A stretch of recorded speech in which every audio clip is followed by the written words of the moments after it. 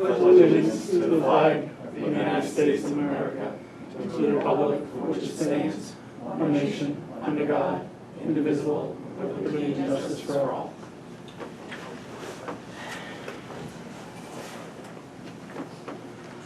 Roll call members, please. Councilmember Southwick. Here. Councilmember Maury. Here. Councilmember Moore. Here. Councilmember Hunter. Aye. Supervisor Trombley. Here. I welcome approval of the minutes on June 11th, 2024. I'll make a motion to approve those minutes. I'll second that. Thank you. Any corrections or any comments at all? If not, all in favor? Aye. Opposed, motion carries.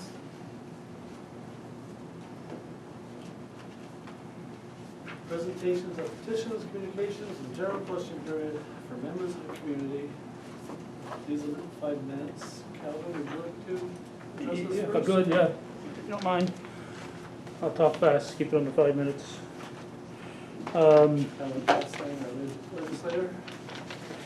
First, update on the sales tax. I hope when you plan your budget, you go on Mike Cazzerlo's projections rather than last year's things, because right now, last year was a banner year, and right now we're down a little bit, but it's hard to tell exactly till you really get into it later on, because on July 1st, they show the totals for June, and obviously with sales tax, you can't instantly know what was spent in June, but based on the thing, the overall for the 14 towns is down about $500,000 from last year, but it's well over $1 million based on what Mike had projected. So if you go with Mike's projections, you're usually pretty safe. So, but don't spend last year's money this year until it's in your pocket. Right. But you know, everybody was optimistic that these figures will balance out at the next report. But for now, just wanted to make you aware of that for the time being, the part going to the 14 towns is down about $500,000. Last year was 8.9 million, and this year it's 8.4 million on the report. But again, that may or may not be 100% accurate. The other thing is, I talked to you this afternoon, Tom, on the dog tethering law. Wendell Hughes and Bobby Hall are supposed to be drafting a resolution to present to the county legislature. As I told you today, last year there were 933 resolutions presented to the county legislature during the fiscal year 2023. Bobby Hall has said in his 11 years he has never seen anything that got that far without first of all going through the committees. And the dog tethering law, as you know, was a 2-2 tie, so it was shot down in our committee. So it could have died right there. But I told Wendell and Bobby, I said, this is important to you, and I don't want 2 votes here in our committee to put a halt to this. If you guys feel strongly on this and want to come up with a law that you want to present to the county, we can stand up one at a time and represent the views of our towns. I know you folks are for a law. You'd prefer if the county did it, but you also said that if we didn't do it, you would. I presented whether it was Rick Hunter's or somebody else's rough draft to Moore's, and they are very concerned about enforcement of it all. And they just don't want a law that they see that they can't possibly enforce. And I don't feel it's fair for the county to go to a town and say, here's a law that the county drafted, now you enforce it. I just don't feel that's fair. I wouldn't do that to you guys, and I'm not going to do that to the people in Moore's. So I think you should probably look at this point of maybe starting to draft a law. Our meeting is next Wednesday. At that point, we should know what the immediate future will look like. There's talk going around that Maybe they want to come up with something that'll be presented to the voters at the countywide level rather than the legislature, because I didn't do it, but somebody else did a rough count and casual conversation to the various legislators, and it appears like if any county law was presented right now, it would be shot down probably about by a 7-3 margin based on what the people said, representing their towns and the views of their towns. So there's no sense in presenting a law to the county, to the legislature, that's just going to be shot down. So there's talk of doing that. Obviously, to get such a law drafted and on the books in time for a November ballot is very tough to do. I don't think it could happen in time. Whether it could or not, we may or may not find out if that's the avenue they take. So I think you guys should probably be prepared, to look at what happens next Wednesday, and then move forward with your own law if that's the thing you want to do. And maybe if you come up with a law, we can show it to the guys in mowers, and maybe they'll like it, and maybe they'll jump on board and do the same thing. Maybe you can work together with other towns that want to draft their own law and do some shared services on this. But I think the way to move forward with this is for the towns to look at it. But again, right, I wouldn't say make a resolution tonight, but I say be prepared next Wednesday after the meeting to know what direction you go. Because if you wait till your next meeting next month to do something, there's another month gone by. Here we're talking just a week gone by. So Right. I would say, look to move forward on your angle if that's the direction you want to do. Look forward to do that next Wednesday, after next Wednesday's meeting. Because I would be very surprised if we come out of there with something solid. I could be surprised. I've been surprised before, but I would be very, very surprised if. And if they do get to place a referendum on the ballot, then you're gonna wait till November. And then, but to get it on there in time, to get all the wording and the draft of law. It's a tight timeline. It should have been started months ago. Yeah, if they were gonna do it that way, yeah. Right. But the first I heard of that possibility was last week. And, so that's, It's possible. I don't know if anybody's got any questions or thoughts from the board. Yeah, even if the county adopted the law, the towns would be responsible for the enforcement. You're the first line of enforcement. It'd be, your dog control officer goes there, establishes that there's a problem. Obviously, he's not law enforcement or she's not law enforcement. And then they'd call in the sheriff's department if they felt that was necessary. But your first line is your dog control officers. Those are your first line of enforcement. And, Well, county doesn't have a dog control program, so. each town has their own, each town has their own zoning, each town has, all kinds of things, so. It's not unheard of to have each town have a dog control, dog tethering law on their own, And I think if this is something that started, I think there will be, a drift that would eventually include the whole county, but it would be done by the respective town boards and drafted to the wording that they can feel comfortable that they can enforce. Because there's no sense in putting out a law that you can't enforce. If, nobody can sit there with a stopwatch and know exactly what the times are, the animals are out there or whatever, so you gotta have something that's enforceable, first of all. It'll be challenging, but we can work on it. I know, I've got several drafts that I think I can meld into something reasonable. Yeah, like I said, I think one of Rob Timmons' towns has moved forward with their own law, so I can check with him and see what town that is and get back to you Please. with that name of that town, see what they've come up with. Drafted. It's all Sable. It's approved at the state already. So they can, so there's no sense in 14 towns reinventing the wheel.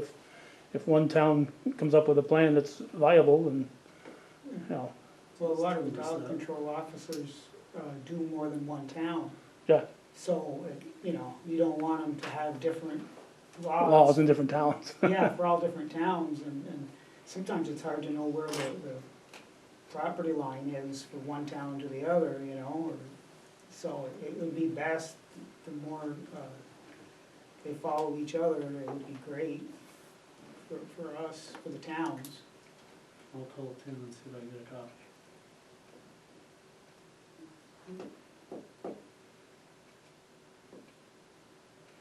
Anybody else on the board have anything? Anything else on the other topic that I haven't covered that you're interested in? If not, I'm heading for Moore's. Okay, thank you. Thanks, Calvin. Thanks, guys. Appreciate it.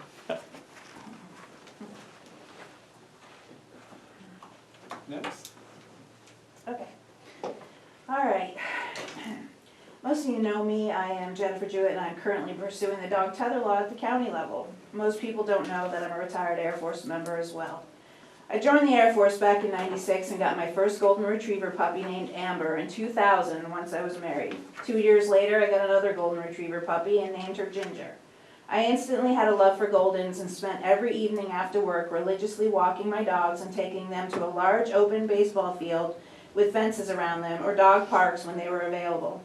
I went to my first dog park in Virginia. Dog parks are a lot more common down south.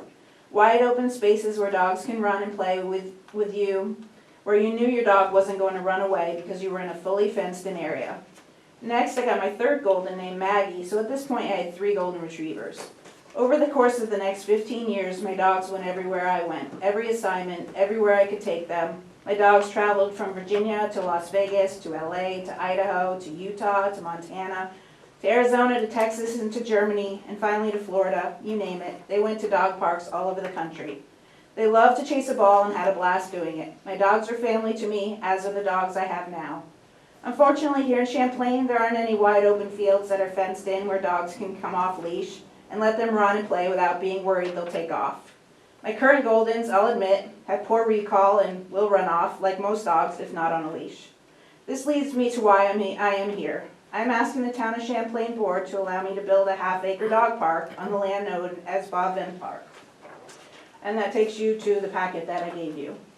And as of Supervisor Trombley's recommendation, and I think the Champlain Two Villages Dog Adventure Park is not a bad name, but I'm open to feedback, and that could change. But I want it to be dedicated to all the dogs we have loved and lost over the years. And as I just want to read some of this, I'm not going to read the whole thing.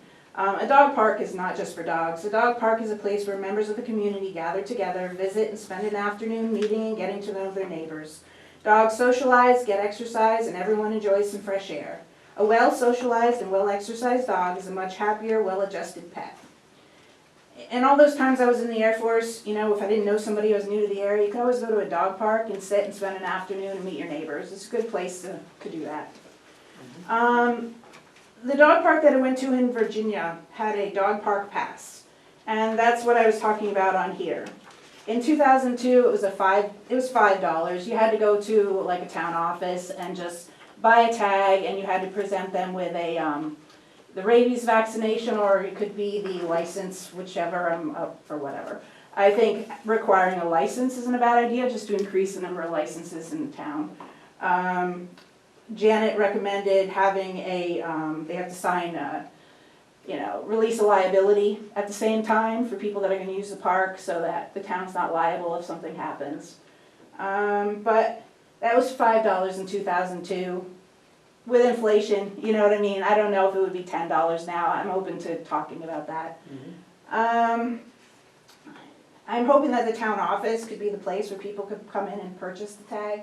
I looked online and I can buy 300 tags for $2 a piece. And that would leave $3 extra remaining for poop bags or lawn mowing maintenance.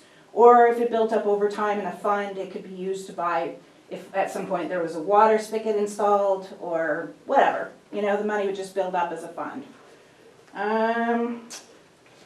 Next page, I would have park rules on the entrance. Oh, back to what I was saying. So, we want people to bring their dogs in, but we want them to be properly vaccinated and safe, and we don't want to just have people bringing dogs that might be dangerous and necessarily could hurt somebody else's dog. That's like an important thing. You want to feel safe, right? So there would be park rules. these were just an example of park rules, but I did look on Google, and I can order like a generic sign, and there are like 10 rules, and the sign's only like $20, but I just posted on the gate, allowing people to know there are rules for the park. You can't have a dangerous dog in here.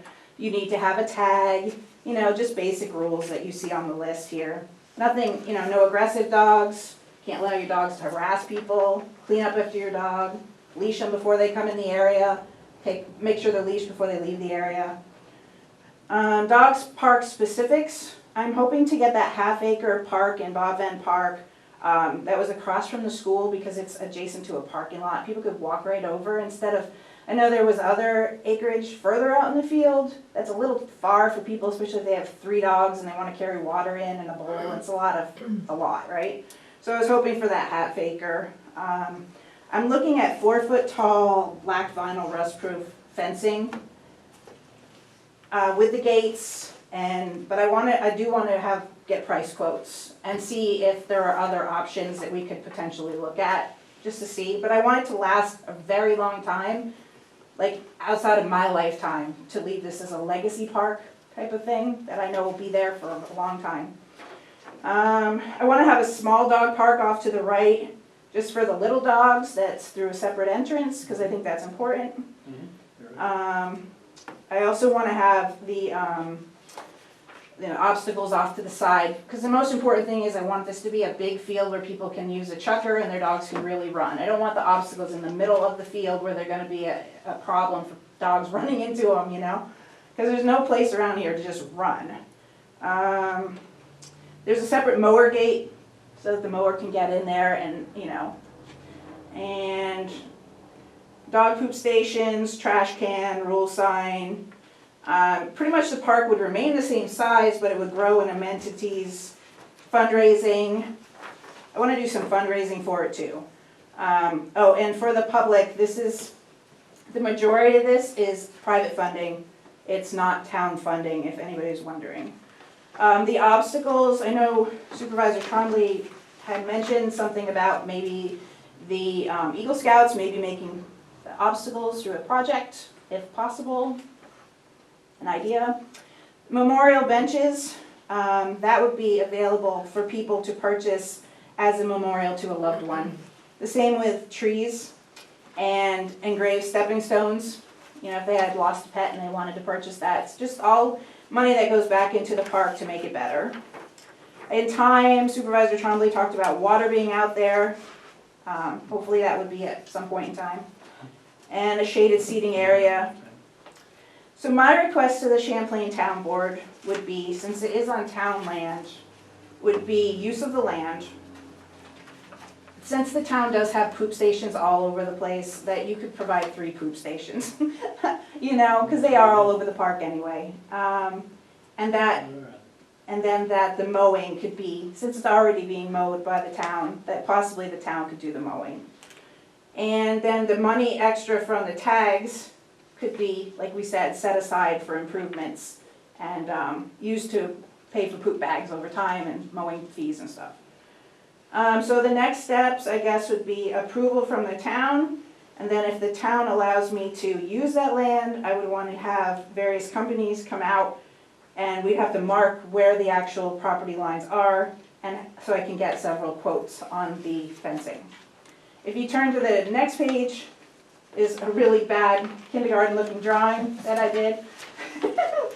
I want to keep the trees close to the fence on the outside so that they'll create shade, but not be in the way for dogs to slam into them. The benches are all there along the edges. The gates, there's 2 gates to get in, one on the left for entrance, one on the exit, but there's 2 gates within each gate so the dogs won't escape. Obstacle area, you see that. Rule sign on the door, sign on the fence, bricks through, and there are different areas, poop stations. And then on the last page is these benches that I found that this company makes that I thought were just awesome. Lamoille Woodcraft. I was over in Hyde Park for my father's funeral and I saw these, and they are, they have moose on them, but they told me if I order like 6 benches, they can make dogs on them with a ball in the middle. And I thought that was super cool. So it would be, and I can choose any colors that I want. and variety of colors, and they would cut out the dogs. I thought they could be mirrored with a dog ball in the middle. And these are those benches that don't rot. The poly benches, they'll never rot. And so they would go out at the dog park and be available from families to put a plaque on it for a loved one or something. And I can even do different dog cutouts. So I could do Rottweilers, and I could do Golden Retrievers, and I could do different stuff. Newfoundlands? Huh? Newfoundlands? If I order enough benches, they'll do about anything. So, You could anyway. One Newfoundland on a bench. The size of a bench. You have to get 2 benches. We're looking for another one. Well, those benches stopped me in my tracks because I thought they were super cool. I was like, wow, I could see those with dogs on them. Very nice. So, anyway, that was pretty much my proposal, and I didn't know if anybody had any questions for me. Or comments. I think the town would have to still own the land and be responsible for the upkeep. I think your role, what you're looking at is to keep it nice and make sure that people are following the rules and everything. I think that's what you're looking at doing. I mean, You would act as coordinator. yeah, Yeah. yes. I would fundraise for the Contact benches and person. stuff, and put it on Facebook to get donations for the other things. I'd go out, we'd check if there's poop, we'd pick it up, and we'd go out and make sure it's maintained. I'd probably put flowers out in the spring and just make it really, I wanna keep it nice. But 30 years from now, when I'm probably gone, it'll be the town will have to take over at some point. Well, yeah. I mean, Yeah, so, but, and while I'm around and I don't plan to move, I'd have a lot of pride in it, make sure it was kept nice, you know? Yes. Well, this becomes town property.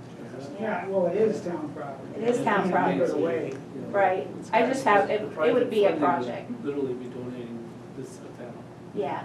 The only question I have is we travel a lot and we've gone to a lot of dog parks and we've never had to pay for a dog park. I mean, I'm sure there are some you do, but I've never paid for a dog park. And I just wonder if we need to, that's a lot of paperwork and keeping track of, and what do you do if somebody doesn't have one? You don't really have enforcement powers to kick somebody out. Right. You know what I mean? How do you, I mean, it seems for the small amount of money that might be made by it, that we might just follow what most dog parks do. And Rouse's Point's got the same thing, you don't pay. So it might be more problematic to try and collect and keep track of the money than it is to keep it as a free dog park. I just The throw only- that out. And the only thing I would have to say to that is, I was just over speaking to somebody today and they said they've had dog fights break out at the Rouse's Point Park. The only thing you're maintaining is the tags, like the one I went to in Virginia. I went there several times and didn't realize you had to have a tag. And people approached me and said, excuse me, you're supposed to have a tag. It's policed by the people who are doing the right thing. They'll go and say, hey, you don't have a tag. You're supposed to go to the village and get a tag, you know, or whatever. And that's who polices it. It's people that just are doing the right thing. And I could set up on a grand opening day and just do it that way. But the whole idea is that you don't want it to be a dangerous place for the dog owners that don't want to see a dog fight, and the people don't want to have somebody in there who's unvaccinated, who's just showing up. It's just to keep things in order, and like Janet said, you have the liability paperwork they sign. It keeps some sort of order. Because it would be my fear that I would go there and there's be somebody who brought their dog who's ripped my dog apart. I don't want, you know, it kind of keeps some order. That's my only thing. I'm thinking, you know, signage, use the park at your own risk, park closes at dusk, dangerous dogs are not allowed in, if your dog tends to bite other dogs, they're not allowed in. I think that would be just as effective because they're dogs, they don't know. You've got the best dog in the world, you take him in there and you see some little dog and shoot, he wants to go for him. Or vice versa, because we have. And I would have no problem with that. I'm not, like, it's not a make or break thing for me. I just didn't want to have to buy all the poop bags and I didn't want to have to do all the mowing. I was Well- hoping the town could help me with Well, that. yeah, I think the town would buy, the poop bags aren't expensive. No, it's just figuring out who's gonna empty. Correct. That's my only concern is And just we may the need to day-to-day. Have volunteers do that for a while. Yeah, that, That's my only concern. If I was gonna have to pay for the poop bags and the stations and this and that. no, no, I'm sure I can do that, if I get some sort yeah, because the stations are, I believe, kind of expensive, and you don't wanna waste your money on that. No. But I mean, for this area, it's, you know, generally, there's no cost. It's- And that's fine, that was my only concern, is funding an ongoing dog park, you know. It's a park, it's for public, but that's my only concern. Well, I just mentioned that, I mean, because I don't want people to get, you know, feeling that they can't ever go to the dog park unless they register and have all this paperwork, which, I'm not saying it's bad, because in fact, you know, rabies vaccination is always a good thing. But then you've gotta keep track of it, who keeps track of it, if it expires, who follows up, you know, you've gotta have a paperwork person. maybe on that sign, for example, dogs. That's, must get yeah, licensed. that's what I'm saying, to put The it dog on. is licensed, the rabies vaccination's up to date. Yeah. Right, as well as You our must ones. have a rabies vaccination up to date, your dog must not be under probation for fights with other dogs. Must not be a dangerous That'll dog. take 2 signs. Yeah. But then, now, when you Yeah. talk about small dogs, what size are, how many poundage, what are you thinking? What do you think, 30 pounds, 25 pounds? I don't know. I would think 20. And would you I'd say prohibit 20. puppies only because puppies, in most parks, they actually determine that, you know, there's a large percentage of the actual various types of worms that dogs contract are, you know, Right. puppies pick it up very easily. And so I'd be somewhat concerned about, some people, you know, as much as you can have a hold 'em harmless type of clause, I think there is that legal issue that I think we want to be concerned about. That's the only thing I We want have to look into all that. Honestly, I hadn't really thought about puppies, because I don't think I've ever been to a dog park where there was a lot of puppies. But I don't know. Well, we've done traveling also with our Yeah, retriever, all the way to yeah. Arizona and back. And we've been to various dog parks, and there have been some small puppies, and, you know, and that's one of the concerns. When I see puppies, I usually we don't go into the dog parks. That's Okay. because of that. Yeah, it wasn't something I considered. Yeah. So, the only other thing that, other than the parasites and possible lawsuits from dog fights, et cetera, is I'd be concerned about how you would enforce. So I agree, I don't think we, you know, can require people to pay, but I think we do require that they have a license. And, Without a dog license, there's no Dog admittance. So, Yeah, that would be good, a dog license, but you still, we're gonna have to work out who checks for that and who does the follow-up. right, the volunteerism is the issue. Where do we find that volunteerism? Yeah. That's why the only thing to do with the tag I was referring to is that if it's wearing a bright pink tag, it's been essentially checked. But I see both sides, so, you know. Yeah. I mean, there's always something, it's just, If they're licensed, they what should would have a work tag best. on yeah, it, a silver tag, so. I like your park design, though. I think that's very well thought out in terms of, you know, small dogs versus, you know, the open area, the obstacles. I applaud you with that. The gate Lines is- right up with other dog parks that we've been to. Yeah, the gate entrances do Yep. as well. Well done. thank you. Yeah. So anyway, just let me know what y'all decide, I guess. Well, yeah, so we're gonna discuss later Yeah. more details about going forward. Yeah. And I mean, I think everybody. I don't think anybody's here Yeah. is against No. trying to do this for community. I think it's a good thing. That's a good thing to have. I have a lot of questions. I think it's a large undertaking. I think it's a wonderful idea. I have a lot of questions about how this really works, so.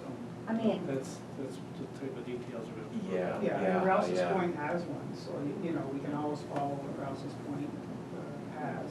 Where do you typically see these? Are these typically in urban centers where there's not a lot of open land, or is it where it? Plattsburgh, that's. I've All seen it in over. both. Okay. I've seen them in both. they're all over the place. I went to Yeah. one in San Diego, I'm not even kidding, it was a 3-mile stretch on the beach. Not even Wow. kidding. It was like dog heaven, they were just running, it was playing in the ocean, it was like amazing. Any size you can imagine all over the country. Any size. And anything goes, really. Some of them have, you know, it's like a dog amusement park. Others of them, it's just an open field where they can play and you can throw a ball with your owner, you know? So, but it's literally just a fenced-in area that you can spend your time with your dog and meet your neighbors. And over time, it'll just get better and better. But, I have seen a variety of them too, in Spencer County. I've seen them in villages, I've seen them in campgrounds, My sister's apartment Sounds like building has it. them. In Virginia, for her apartment building has got a farm. Well, I don't really know much about this, so. Well, I'm sure the dog shelters have a couple dogs you can borrow and try out.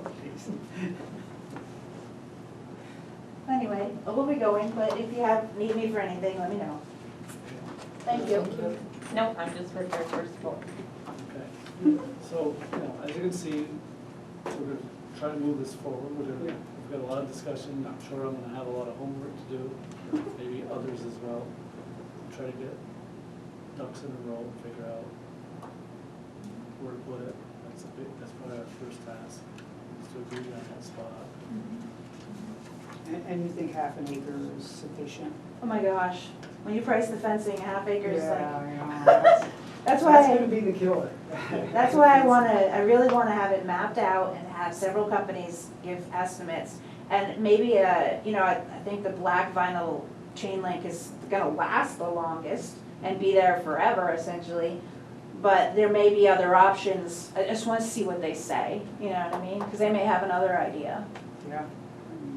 When you start adding the gates, Yeah. that's what where it costs. adds up. The mowing gate, and that's where it adds up. But, that's what I wanna see where they fall. I've gotten a few estimates already, but until they go on that spot and look at it, you know what I mean? So, okay, well, thank you. Thank you. Thank you. We'll be in touch. Have a nice day. You too. Okay. Need a motion to leave the regular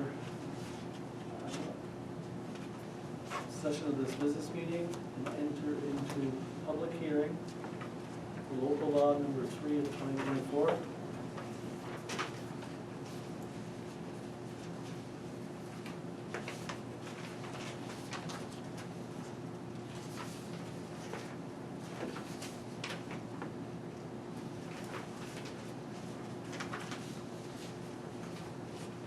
Like, is it 3 or 4? Agenda says 3. It's 3 of 2024. Okay, I'll make a motion to exit the regular business meeting and enter into the public hearing on local law number 3 of 2024. I'll second. No, go ahead, what do you think? I'll second that. Okay, thank you. All in favor? Aye. Opposed, motion carries. We're now in public hearing. We don't have anybody in attendance. Nobody has questions, I'll just read the title of local law. This has been posted for review, and it's been aging for a month. Marinating. This is Town of Champlain, local law number 3 of 2024, amendment to chapter 124 water, article 1, subsection 124-1, and article 3, subsection 124-36 of the code of the Town of Champlain. This local law number 3 of 2024 shall be known and cited as amendment to water code chapter 124, article 1, adopted under local law number 1 of 1995, and amended under local law number 2 of 2024, and article 3 under local law number 1 of 2016, and amended under local law number 2 of 2024.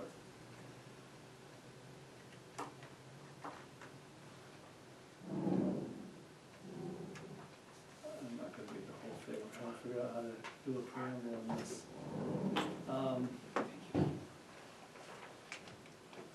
So chapter 124 of Town of Champlain entitled Water is hereby amended to add the following definitions and amendments to the terminology that is used throughout Article 1, Water Service, to provide clarification to subsection 124-1.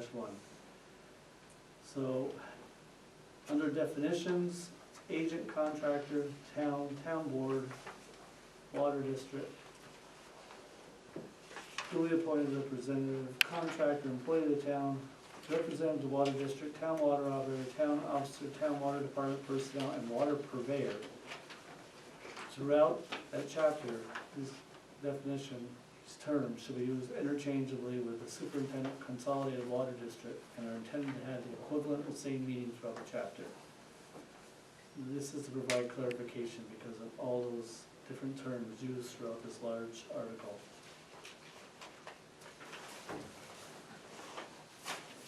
I think that pretty much explains what the local law is for, the reason we had to revise, or I should say, not revise, amend, is because we ran into a spot in the code where that definition was causing things to be very unclear. If there's no comments or questions, do you have anything? I do have one question, because when I was looking through some of the water code, I know that a while back that, I'm just trying to find it here, give me a second. There were a couple of other terms that in fact, that were part of the water code. And one of them was receptacle, that if you recall, and there were a couple others, Jay, that were part of that initially. I'm just trying to find it. Here it is. Let's see.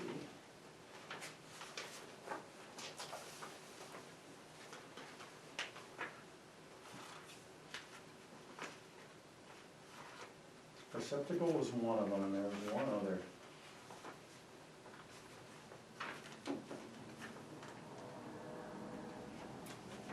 Was it used in two different variations, maybe? And I think this was when we initially just started to look at that chapter 124 for, changing it for code.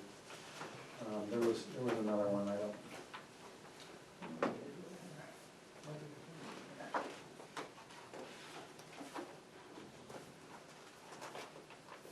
I can come back to it now, once I find it.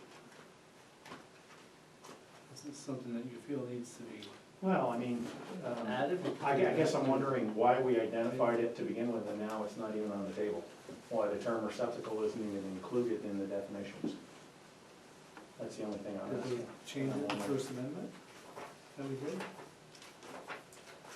Because we did just do an amendment Correct, this year. I get that. Is it included in there possibly? I didn't see it.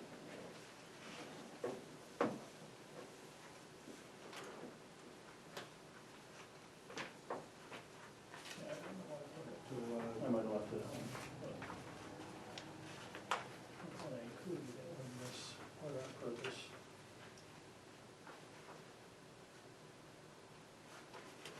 It's not in here.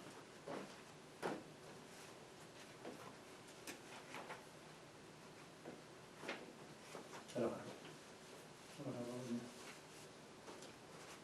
Okay, well, let's, I guess for now, end the public hearing, and a resolution to adopt this is under new business, so we'll have to decide if we're adopting this or if we're making another change. If we make another change, we've got to table it, and we've got to repost it, etc. I think any of the changes would be minute. We pretty much discussed it. I think we've got some pretty good definitions, and if we have to change something in the future, you can't be sure that you're not gonna have to change something else. Well, that's what happened. Agree with that. That's what happened with this. I agree with that. So I just soon get this done and over with and work on something else if we need to in the future. We've had this for quite a few months. So when you find, yes, exactly, when you find it, we'll have to make note of it in the code, maybe put a note in the book. If it's valid of needing a change someday, we hold it until we make another change, another amendment. And it's something that got overlooked from the first time. So with that, there's no other comments, we close the public hearing, go back to our, I'll make a motion to Go to close the the business public meeting. hearing and go back to the regular meeting. I'll second. thank you. All in favor? Aye. Any opposed, motion carried.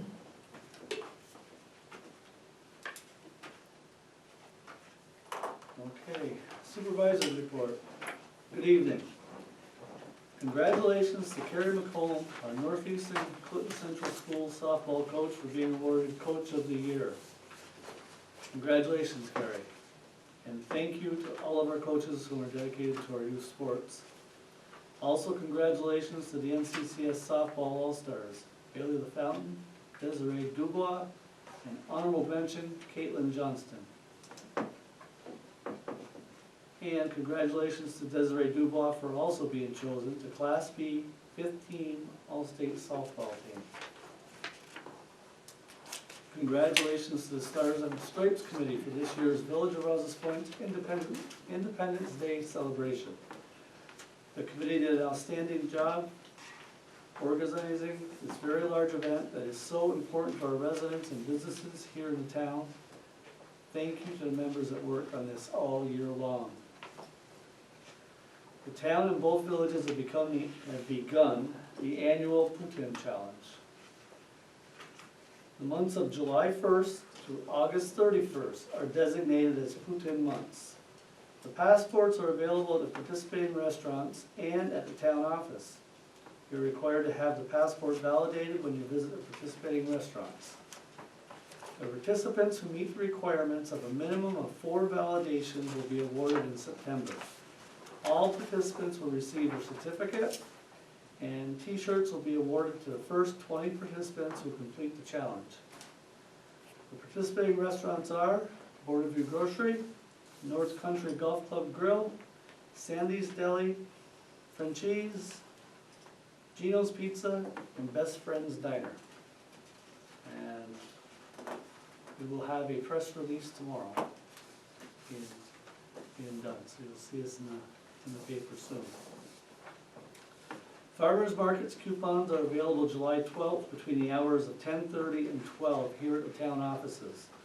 This program is for our seniors over 60 years of age per the income requirements. Please check our Facebook page or call the office for further details. Please note, these coupons may be redeemed at our village's farmers markets. Village of Champlain Farmers Market Saturdays 9 a.m. to noon. Village of Rouse's Point is Fridays 3 to 6 p.m. And please check out Sammy the Rock Snake. Sammy the Rock Snake is located in the Harry McManus Northern Tier Rec Trail near Route 276 behind the NCCS softball field. You can see him from the road when you drive by.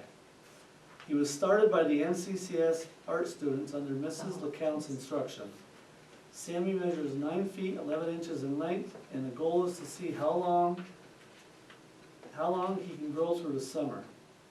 Please add a painted rock in the theme of Samuel Lee Champlain or anything related to this beautiful area. And thank you again to the students who got him started.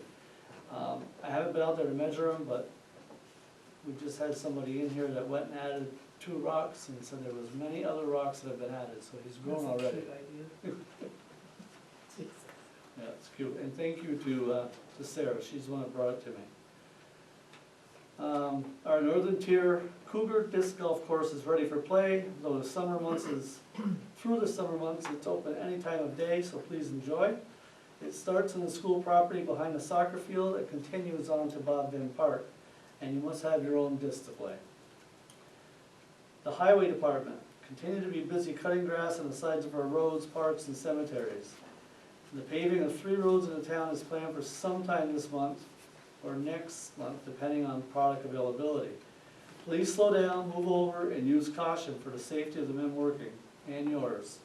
and we apologize for any inconveniences as a result of this necessary road work.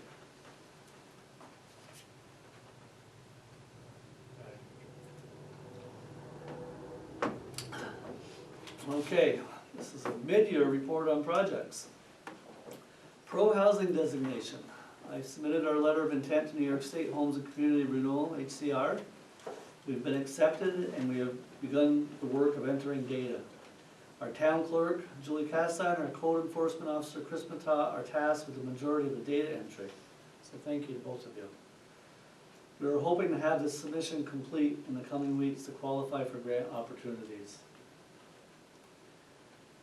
The Carden Road Bridge. Construction is underway, as you know. Please be aware that equipment and workers when traveling on Dubois Road during this project. The expected date for completion is October 31st. And as long as the weather permits, I think they're gonna make it. Comprehensive Plan Revision. The Comprehensive Planning Committee will be meeting August 7th.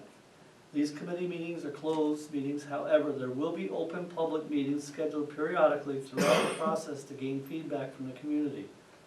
The project timelines, meeting minutes, and public sessions and general information on the comp plan are available through a link on our website. Just scroll down on the main page, you'll see it. So please visit our website periodically to keep informed. And currently we are working on a survey that'll be going out in a mailing. So I'm guessing probably in another month we'll get that accomplished. So please participate in the survey, it's very important, so we can collect as much data as possible. Miramar Properties, the 19 acres with them all. Our application for round 8 Restore New York funding was submitted on May 22nd. So hopefully we'll have positive news in the coming months. I'm hoping sometime in August. It's being reviewed right now, they're going through the review process. The 22 acres to the north of the mall that was submitted for housing. I have been informed that the funding was secured to complete a countywide feasibility study. This study is for working class single-family homes and apartment buildings, and the Clinton County IDA and the Lake George, Lake Champlain Regional Planning are working on this. So that study hopefully will be started soon. I would say another month or two. You can expect the study to begin. It'll be fall, late fall before we hear any results. The Bob Finn Fitness Center project. The DASD application is in a review stage currently, and this may take several months to complete. It's like walking through mud. The equipment for the fitness court will not be purchased until this funding is approved. Weather permitting, will begin the excavation and site preparation sometime this summer, and if the funding is granted before fall, installation could begin this year. I recently attended 2 meetings regarding the Great Chazy River with town constituents and business leaders. We met with county, state, and federal leaders to discuss the major issues regarding navigating the river, especially at the mouth of the river, where it enters Lake Champlain. We're in the beginning stages of starting a project to get the river dredged again and make it navigational for boats to support the marinas and return recreational boating to the river. So we'll keep you updated as this long process takes place. Public announcements. The Chamber of Commerce, oh, I got a typo, I'm sorry. The Chamber of Commerce, July Business After Hours is being co-hosted by Derringers and Cross Border Development, CDC. It's being held at the North Country Golf Club in Champlain. So it's a very collaborative effort. It is scheduled for July 18th from 5:30 p.m. to 7 p.m. To our businesses and villages board members and to my fellow town board members, please come and join us. This is a great opportunity to network with other business and public leaders. The next Champlain EMS and Knights of Columbus Blood Drive is scheduled for July 15th from 3 p.m. to 7 p.m. Please participate and give the gift of life. The Clinton County Landfill Household Hazardous Waste Day is Saturday, August 17th 8 AM to 3 PM at 286 Sand Road, Morrisonville, New York. This event is open to all Clinton County residents. Proof of residence is required, and to save time, please fill out the disclaimer. So please visit our Facebook page or call 518-563-5514 for more information. Please visit our website and our Facebook page for information on events going on around the town. We still got mosquito dump kits available if anybody's interested. Please come in, it is mosquito season. And the town would like to appoint more alternates to the zoning board of appeals and the planning board. Please consider serving the town in this capacity, as we need talented citizens of this township to become involved and assist us in moving forward. Please contact me if you have interest, and I can provide details. Please note, I'm in my office every weekday. I should have corrected this. Now that school is out, it's not 9:45 until 1. I'm usually here from 9:30 till 1 and back in here again till 4. So you can probably catch me most any time through the day. Please feel free to stop in, and I will be happy to discuss the town's projects and objectives with you. My door is always open, but it might be best to call first, as there are many appointments and meetings that fill my schedule. And lastly, thank you to all veterans and active military men and women for your service. Also, thank you to all first responders, both paid and volunteer, of our EMS and fire departments, and our police officers for your dedication to your community. Thank you.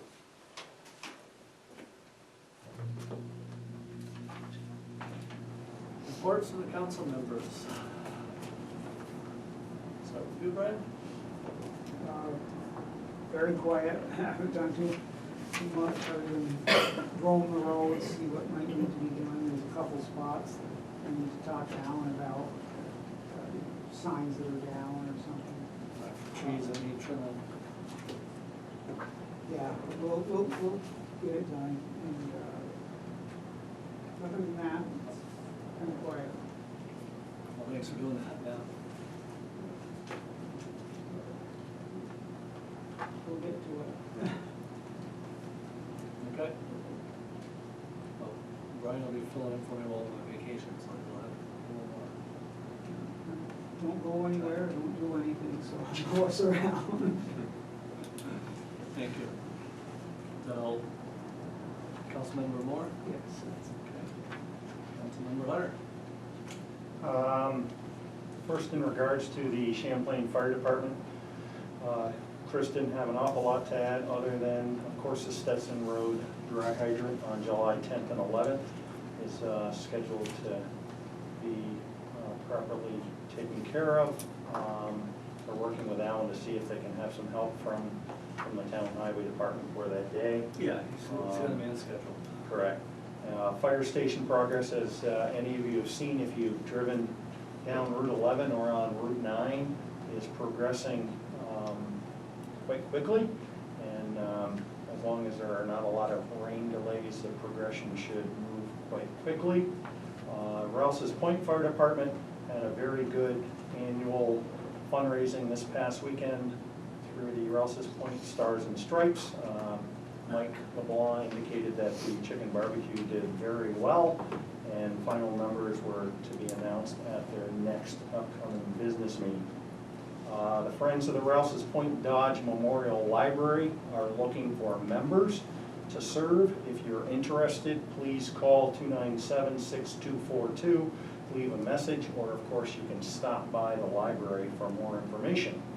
Also, property owners in Rouse's Point are reminded to complete their service line inventory form.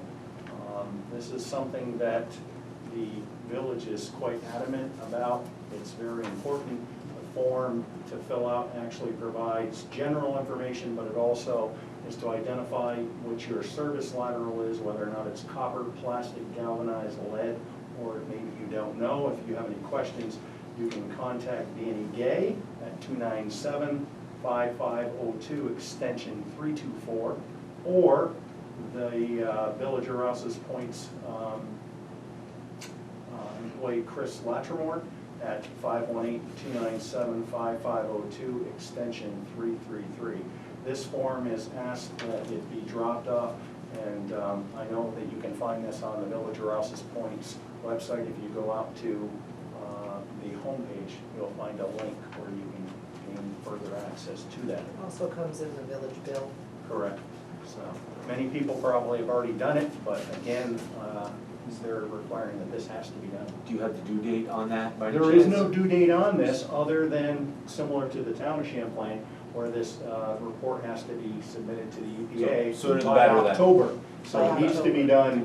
done, as soon as can be. So I figured it was important to kind of make that announcement. Also, village farmer markets are continuing each Friday in the Village of Rouse's Point from 3 o'clock to 6 o'clock at the Rouse's Point Dodge Memorial Library. Upcoming Village of Rouse's Point board meetings are on July 15th and again on August 5th at 7 o'clock. And I'm sure as has already been announced, the Samuel D. Champlain Center State is offering a lot of upcoming entertainments. Please check both the town's website as well as the Village of Rouse's Points, just to kind of highlight a few occurring in July.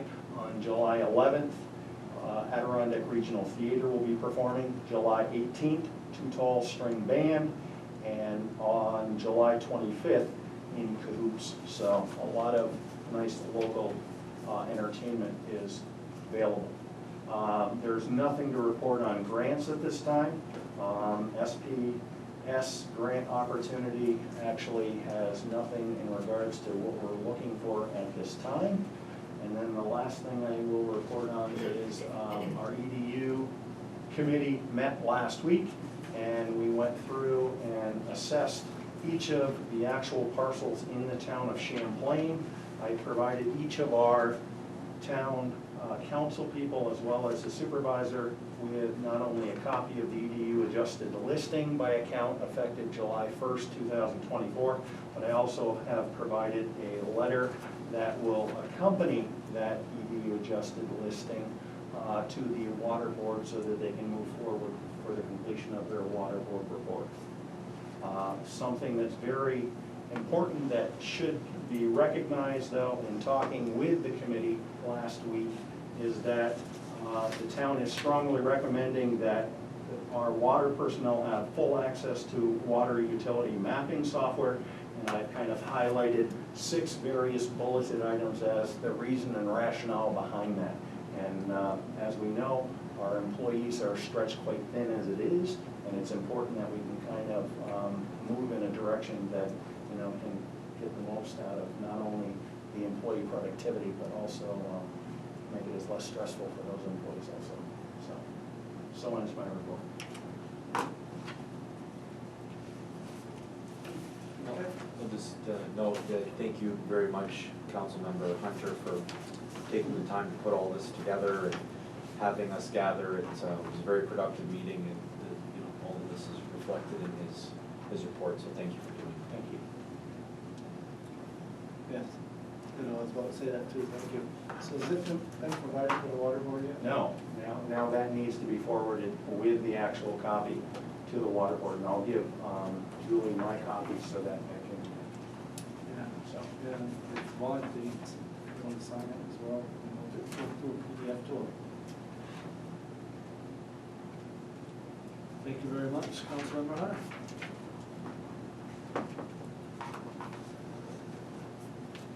Councilmember Southwood, start on that. Oh, fine. There is an agenda for the planning board scheduled for this Thursday, July 11th at 5:30 here at the town office. The Clinton County Youth Bureau is offering a free day of pickleball for all youth 8 years of age and older. In Altona at Feinberg Park on July 15th, 1 o'clock till 2:30 in the afternoon. In Rouse's Point at the Civic Center, 39 Lake Street on 7/18 from 1 to 2:30. Registration is required. I do believe they will provide you with pickleball accoutrements, yes. Please call 565-4774. Clinton County Youth Bureau is also offering free one-day soccer clinics. The first one is going to be held in Beekmantown at 571 Spellman Road on July 29th between 2 and 4 p.m. It's probably the rec park and not It the is. school. On the 30th of July, it'll be held in Rouse's Point at 39 Lake Street. And in August, on August 8th, in Saranac, 3078 Route 3. Is that the school? I'm not sure. I'm not sure either. This is a free clinic, but you must register with Nick. Doesn't sound. You can call 518, same number, 565-4774.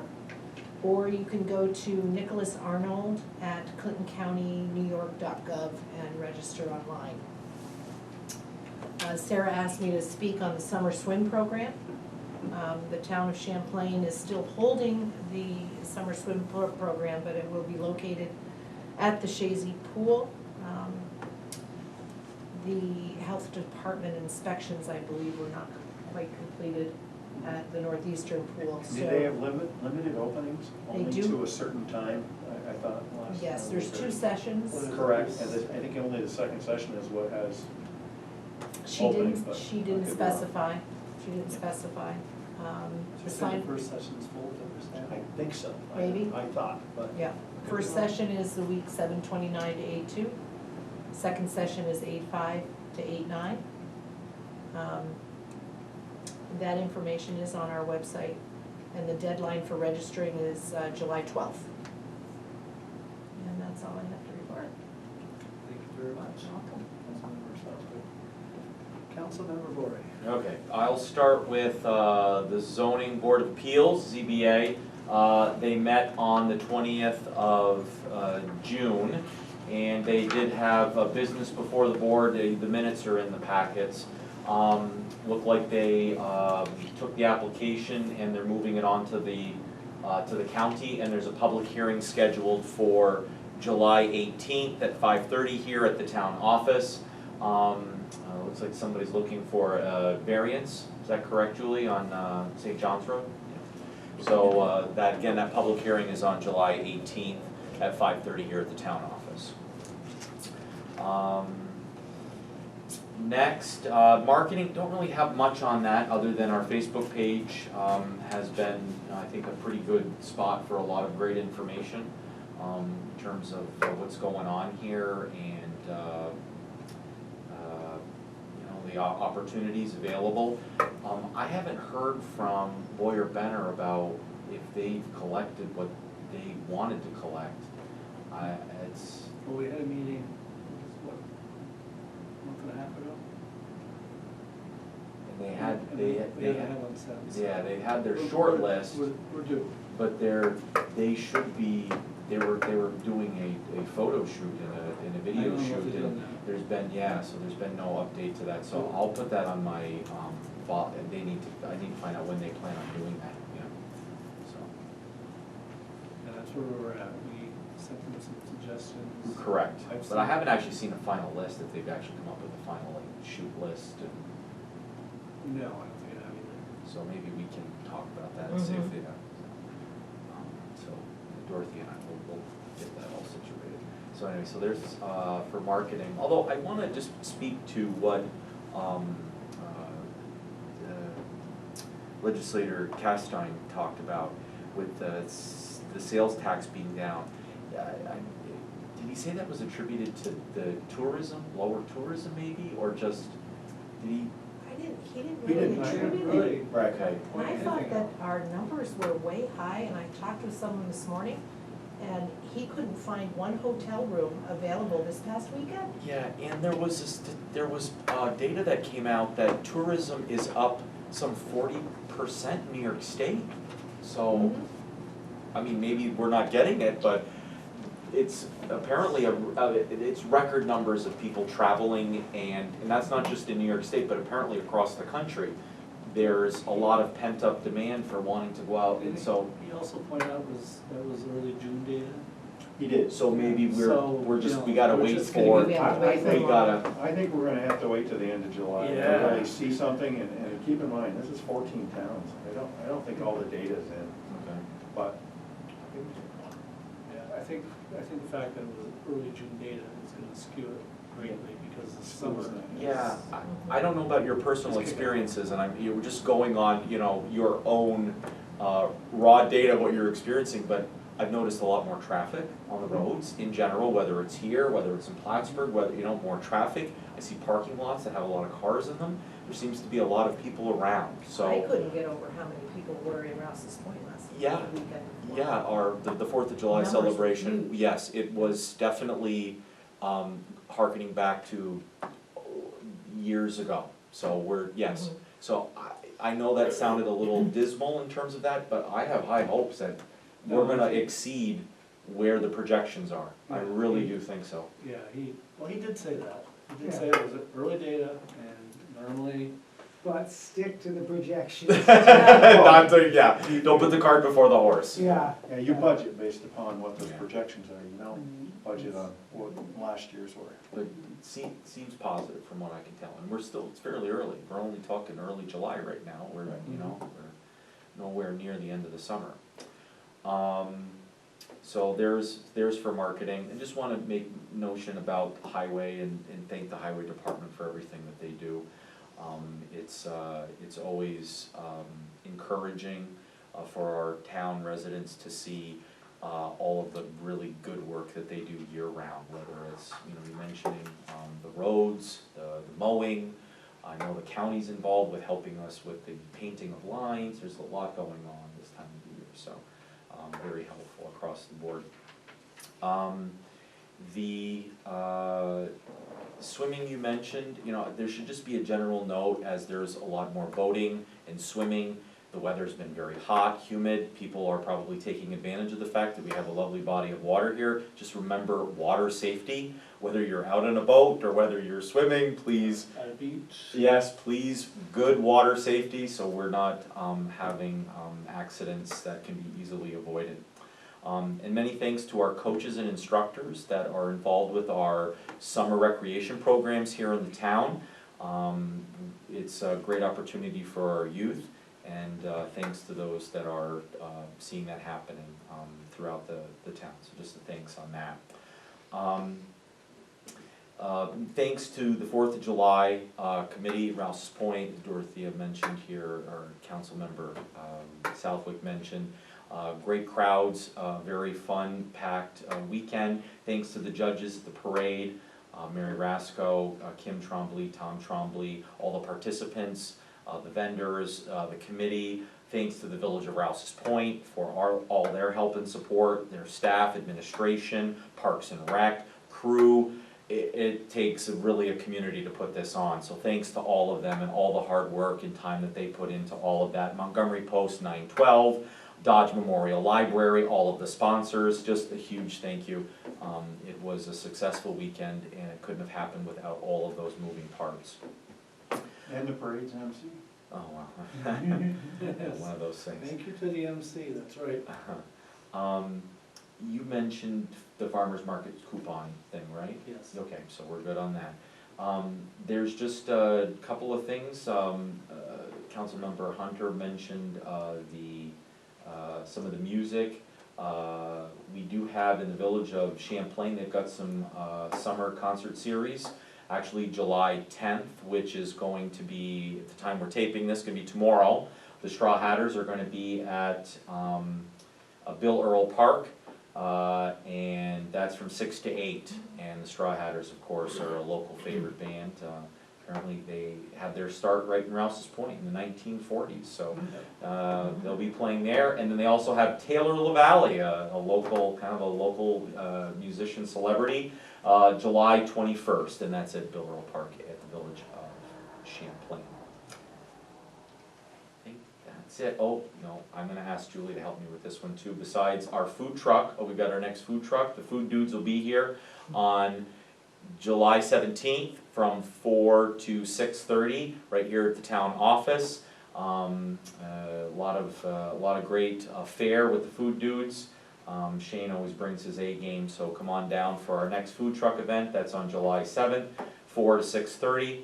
And the town-wide garage yard sale is August 10th here, and that includes the two villages, so anywhere in town, including the two villages, anybody wants to get on the map, of the official map, contact Julie here at the town office. Your extension is? 5 here at the town office, and Julie will get you on the map. And those maps are usually available like the day before roughly or so. I usually have them ready for Friday. Okay, so around August 9th. So you got about a month before those maps will be ready to go, all right, town-wide. So ends the report. Thank you, Councilmember Bory. And before I forget, I mentioned the business after hours at the golf club on July 18th. I hope you guys can try to make it. I will be out of town unfortunately, and I feel real bad about that, so if somebody could commit, at least one or two of you commit to try to be there. It's a fun event. What was the day of that again? 18th. I'll be out of town. I'll also be out that. Well, I'm thinking of it, I've gotta check with my boss, but They're always fun. I'm really bummed that it turned out that way, but it did. But yeah, and it's nice that we got two local businesses that stepped up to co-host it. And then the golf club is the venue, so that's awesome. is there a reservation deadline on that? Not really. I mean, Yeah, I remember, Yeah, you can there's reserve. like one, but yeah, they'd like you to reserve ahead, but if you just showed up and, I always pay the door anyway, so I usually reserve, and 99% of the time I can make it, but sometimes something comes up and I can't. There's no harm, no foul. So just let me know, what do you know? well, tentatively planning with approval. Okay, sounds good, thank you. I'd appreciate it. Let me know, I'll let Adriana know as well. Okay, so, report from the town clerk. You have my monthly report for approval. I make a motion that we approve the town clerk's monthly report, June 1st through June 30th. Total state, county, and local revenues totaled $899.80, and local shares were $698.74. I'll second. Awesome. All in favor? Aye. Any opposed? Motion carries. Also, when I attended the training in Pearl, the other municipalities aren't gonna charge for licensing, for the hunt license. It's a new change coming in August. So I think we probably should do the same thing. And what is the change coming in August?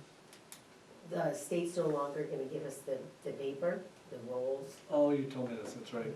So it's just gonna be, yeah, the tags, it's just gonna be regular 8x11 paper, so. Yeah, I personally don't think we should be doing that either. That's pretty much the consensus, right, based on Yeah. what, Well, they're thinking everything's gonna be on one sheet, all the tags and back tag and everything on just one sheet. Yeah, it's not that big a deal. We'll soon find out it's coming up, Mm-hmm. or you know, it falls around the corner.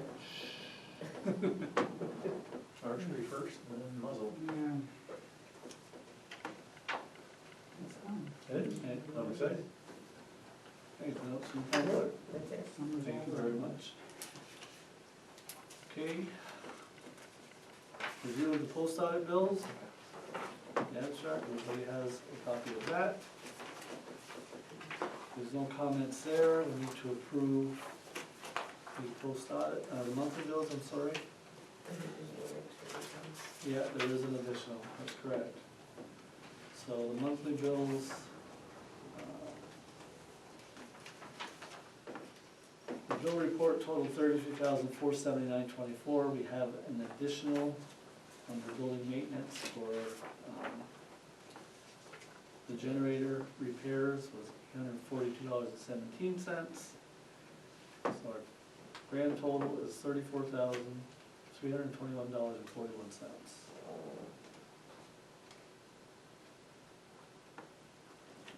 And a motion to approve. Be on the floor, if there's any discussion, we can work on it then. I'll make a motion to approve the bills of $34,321.41. I'll second that motion. Thank you. Anybody have any discussion or any questions in regards to the billing? The report? I think we should mention how nice this carpet looks in here. Yes. That's a good point, yes. This was part of it, it was provided by a grant. Yeah, the And, new carpeting was provided thanks to the court grant, because this room does get used, in courts in session quite often. That's how it was able to be done. But it looks nice. I want to thank Sarah for all the work she did in getting it scheduled and, picking it out, et cetera, et cetera. And then we need to thank the highway crew for coming in here and removing all the furniture, going inside one morning and coming back the next day and moving everything back. And if you look at that cabinet in the corner, it's a bear of a job. So yeah, thank you to the highwaymen for helping out as always. Can you just remind me of the computer backup? Is that an annual thing, or is that it's not a monthly thing? Larry, Yeah, that's a regular, Yeah, that's a regular backup, that's not once a year. right. so that's every month that they back it up? Okay. And that's part of the, would you call that part of the security feature of what's needed, Yes. or, It's- okay? It's a necessity. Yeah, versus the regular billing for the month that goes along with Correct. the phone and internet and all that other stuff. Right. Okay, all right. And of course, as you can see on the front page, General Code Publishers Corporation, that's just an annual fee to, $1,200. yeah, $1,200. And then these codes, when they get sent in, paid by the word, I believe, right? What was that? We paid by the word, so much a word, isn't it? Yeah, so try not to be too wordy. We have a monopoly, let's just say that. Oh, they do, there's no doubt about it. Any further discussion on this? If not, I welcome a roll call, please. Councilmember Southwick? Councilmember Gory? Aye. Councilmember Moore? Councilmember Hunter? Aye. Supervisor Trombley? Aye. Thank you, motion carries. You've got the reports from the code enforcement officer. Anybody have any questions regarding this or feedback?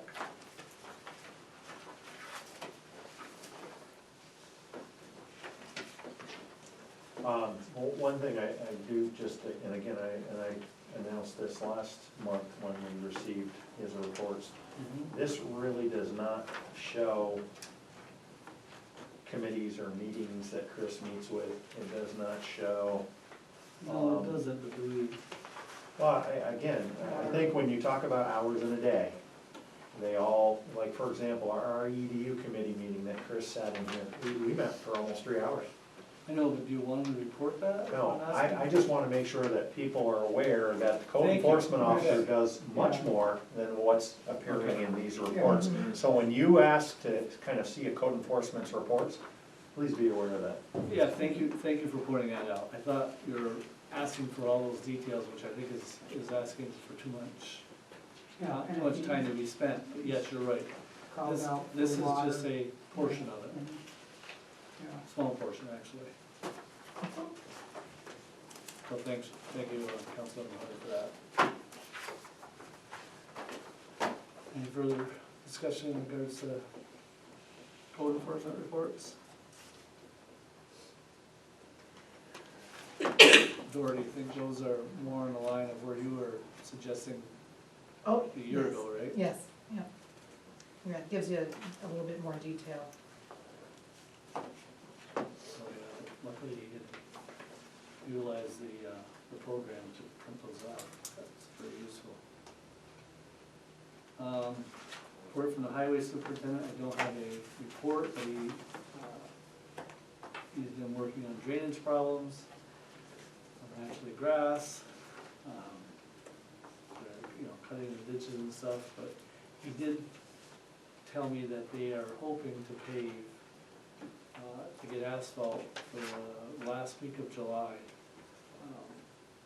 It's very difficult to get the asphalt schedule, apparently there's a lot of paving going on at Clinton County Airport, which tied a lot of it up. I think he's gonna utilize Moore's to do paving, because the county's gonna be so far behind because of this holdup.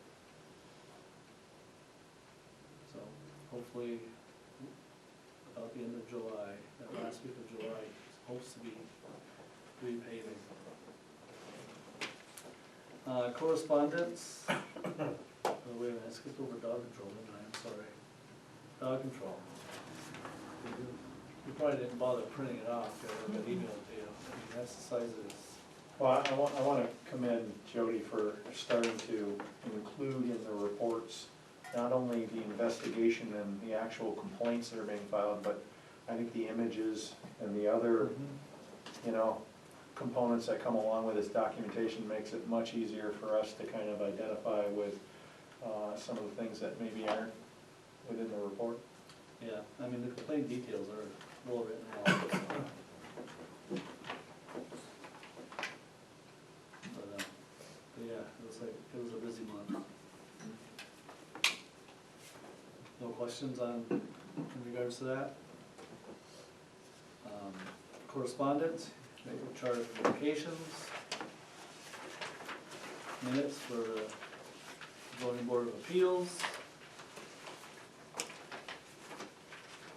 and stuff together on me, but the June call report for the EMS. So let's see, total calls, there was 102 total calls. 52 of them were town of Champlain, 35 or more, and 15 in Rouse's Point. We had 809 total calls just in the first half of the year. yeah, That's substantial. Mid-year, we're at 809. 12,222.9 loaded miles, so I mean, you can see how you wear ambulances out, right? Average response time for the month of June was 2.22 minutes, but the average for the year is 2.17 minutes. They always average about 2 minutes response, it's amazing. And that is from the time that call comes in from dispatch to the time they're turning on the highway, headed out. It's pretty cool.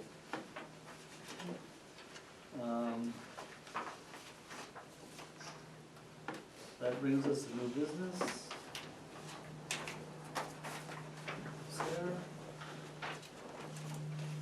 Resolution number 33 of 2024, adoption of local law number 3 of 2024. Entitled Amendment to Chapter 124 Water, Article 1, subsection 124-1, and Article 3, subsection 124-36 of the Code of the Town of Champlain.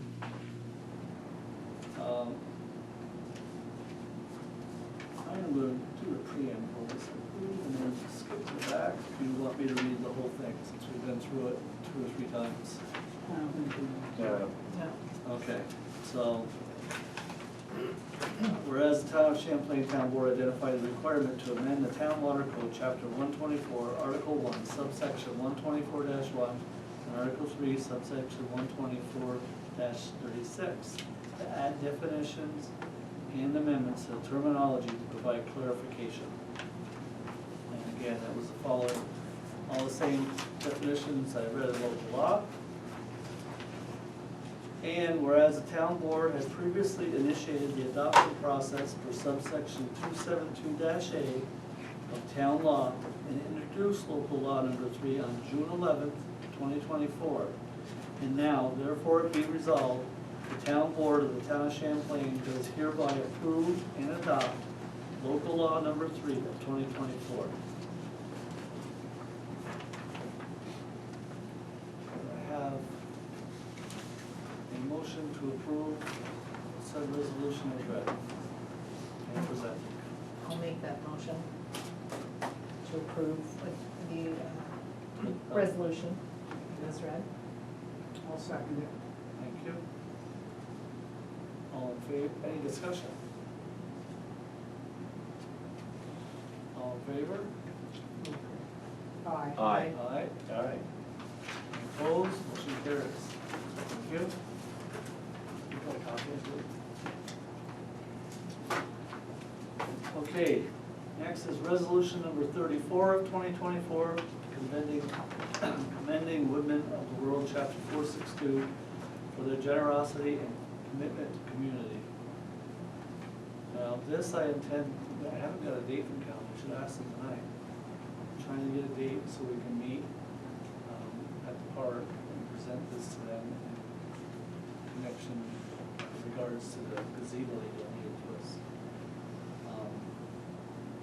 I'm gonna go ahead and read it though, I think it's fine to read it now, it's not like I have to present this at re-present it again. So whereas the town of Champlain is striving to develop recreation within the town, specifically within the town of Champlain's Bob Venn Park, and whereas the Women of the World, Chapter 462, shared this visualization and made a generous donation of a gazebo to be added to this park for the use of our residents, and whereas the town of Champlain is so appreciative for the donation and grateful for the many contributions to community that the Women of the World achieve, and whereas the town of Champlain wishes to thank Chapter President David Blitz and the chapter officers for this generous donation, and be it therefore resolved that this present board of the town of Champlain go on public record commending Women of the World, Chapter 462, for being such an important part of our community and helping us create positive change in our community. And be it further resolved that this resolution is adopted by the town of Champlain board on this 9th day of July 2024, and a copy to be sent to Chapter President David Blitz by the town clerk.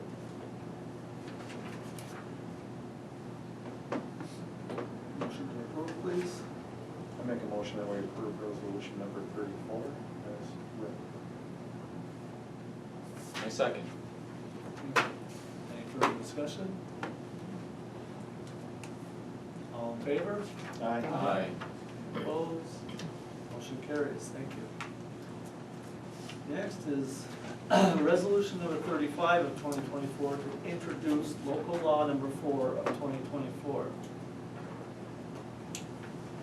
Entitled Amendment to Chapter 17 Meetings, subsection 17-3, subsection 17-4, subsection 17-7, and subsection 17-10 of the Code of Town of Champlain.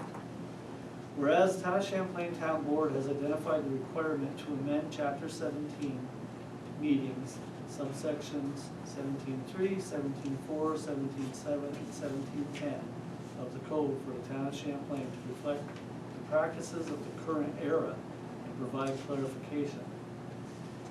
And whereas the town board acknowledged that sections of Chapter 17 have become obsolete since its adoption, therefore the designation of the sites for posting notice and designation of news media to receive notice of regular and special meetings of the town board are amended as follows. Subsection 17-3, designation of sites for posting of notice. The following locations are hereby designated as the sites where notices of all meetings held by the town board shall be posted. A, the official bulletin board located at the Town of Champlain office, 10729 State Route 9, Champlain, New York. And B, the official website for the Town of Champlain at www.townofchamplain.com. Subsection 17-4, designation of news media to receive notice. The official designated newspapers of general circulation that are operative within the Town of Champlain will be designated by resolution at the town board's annual organizational meeting held in January. These so designated newspapers are chosen as a news media that shall receive notice of all meetings held by the town of Champlain. 17-6, notice of meetings scheduled at least 1 week in advance. A, the town clerk shall be responsible for providing notice to the general public and the news media as provided in this chapter.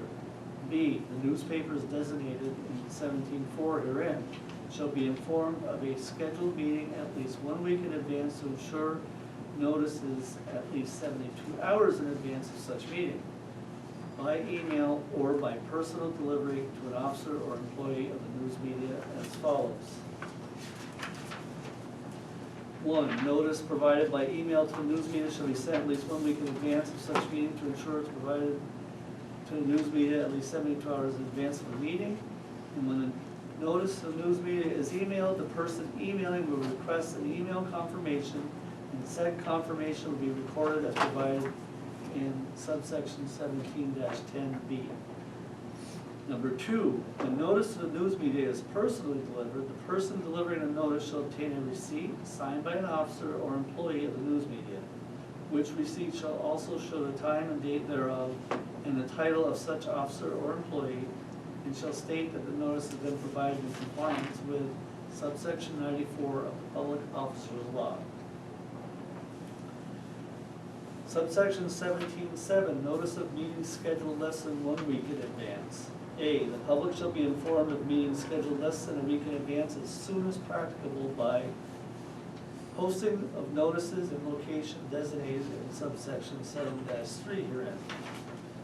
B, notice to the news media shall be delivered by email or personally in accordance with the requirements set forth in subsection 17-6B, 1 and 2 herein respectively. Subsection 17-10, record of notice. The town clerk shall keep a log or other record in which there shall be entered the following information relating to giving public notice under this chapter. A, the date of posting of the public notice, the date of descriptive schedule of the meeting or meetings for which notice was given, and the name of the person who posted the notice, including the email address when applicable.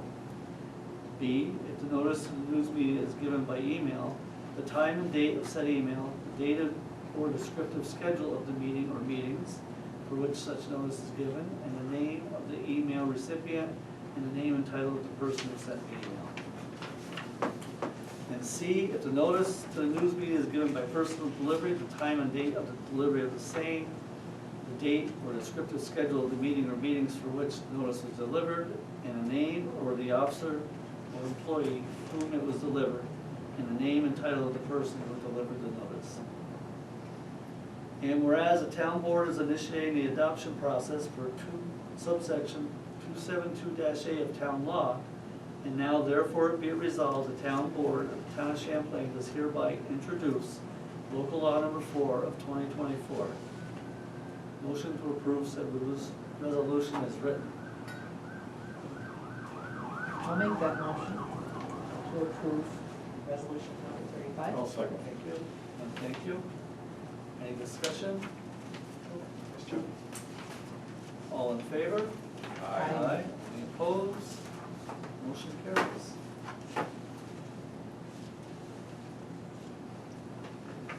And the draft law, I will not read because the resolution was the law in its entirety. It will be posted on the website and available here at the town office.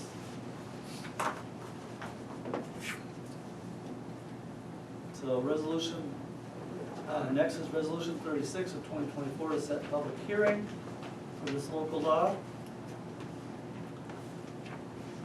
To set public hearing for proposed local law number 4 of 2024 entitled Amendment to Chapter 17 Meetings, subsections 17.3, 17.4, 17.7, and 17.10 of the Code of the Town of Champlain.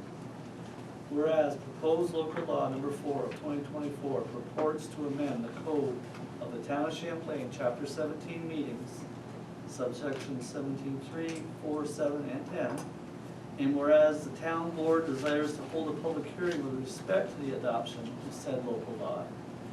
And now, therefore, it is hereby ordered that a public hearing be held by this town board with respect to the adoption of the aforesaid local law at 7:15 PM on August 13th, 2024, at the Town of Champlain Municipal Building, 10729 Route 9, Champlain, New York. And be it further ordered that the town clerk of the Town of Champlain is hereby authorized and directed to publish a notice of the public hearing in the Plattsburgh Press Republican, the official newspaper of the town for such publication, and post on a signboard of the town maintained pursuant to subdivision 7 of section 30 of the town law. A copy of this order certified by said town clerk, the publication thereof and said posting to be not less than 10 or no more than 20 days before the date of such public hearing. And therefore be it resolved, this resolution shall take effect immediately. Motion to approve said resolution. Read or written? Make a motion to approve resolution number 36 of 2024 as read and presented by the supervisor. Thank you. I'll second that motion. Thank you. Any discussion? No, all in favor? Aye. Opposed? Motion carries. Okay, next we have discussion on this map. I think that, if I read everybody correctly, we've got some work to do. I know we got I's to dot and T's to cross, but first of all, do we want to put it in that recommended area?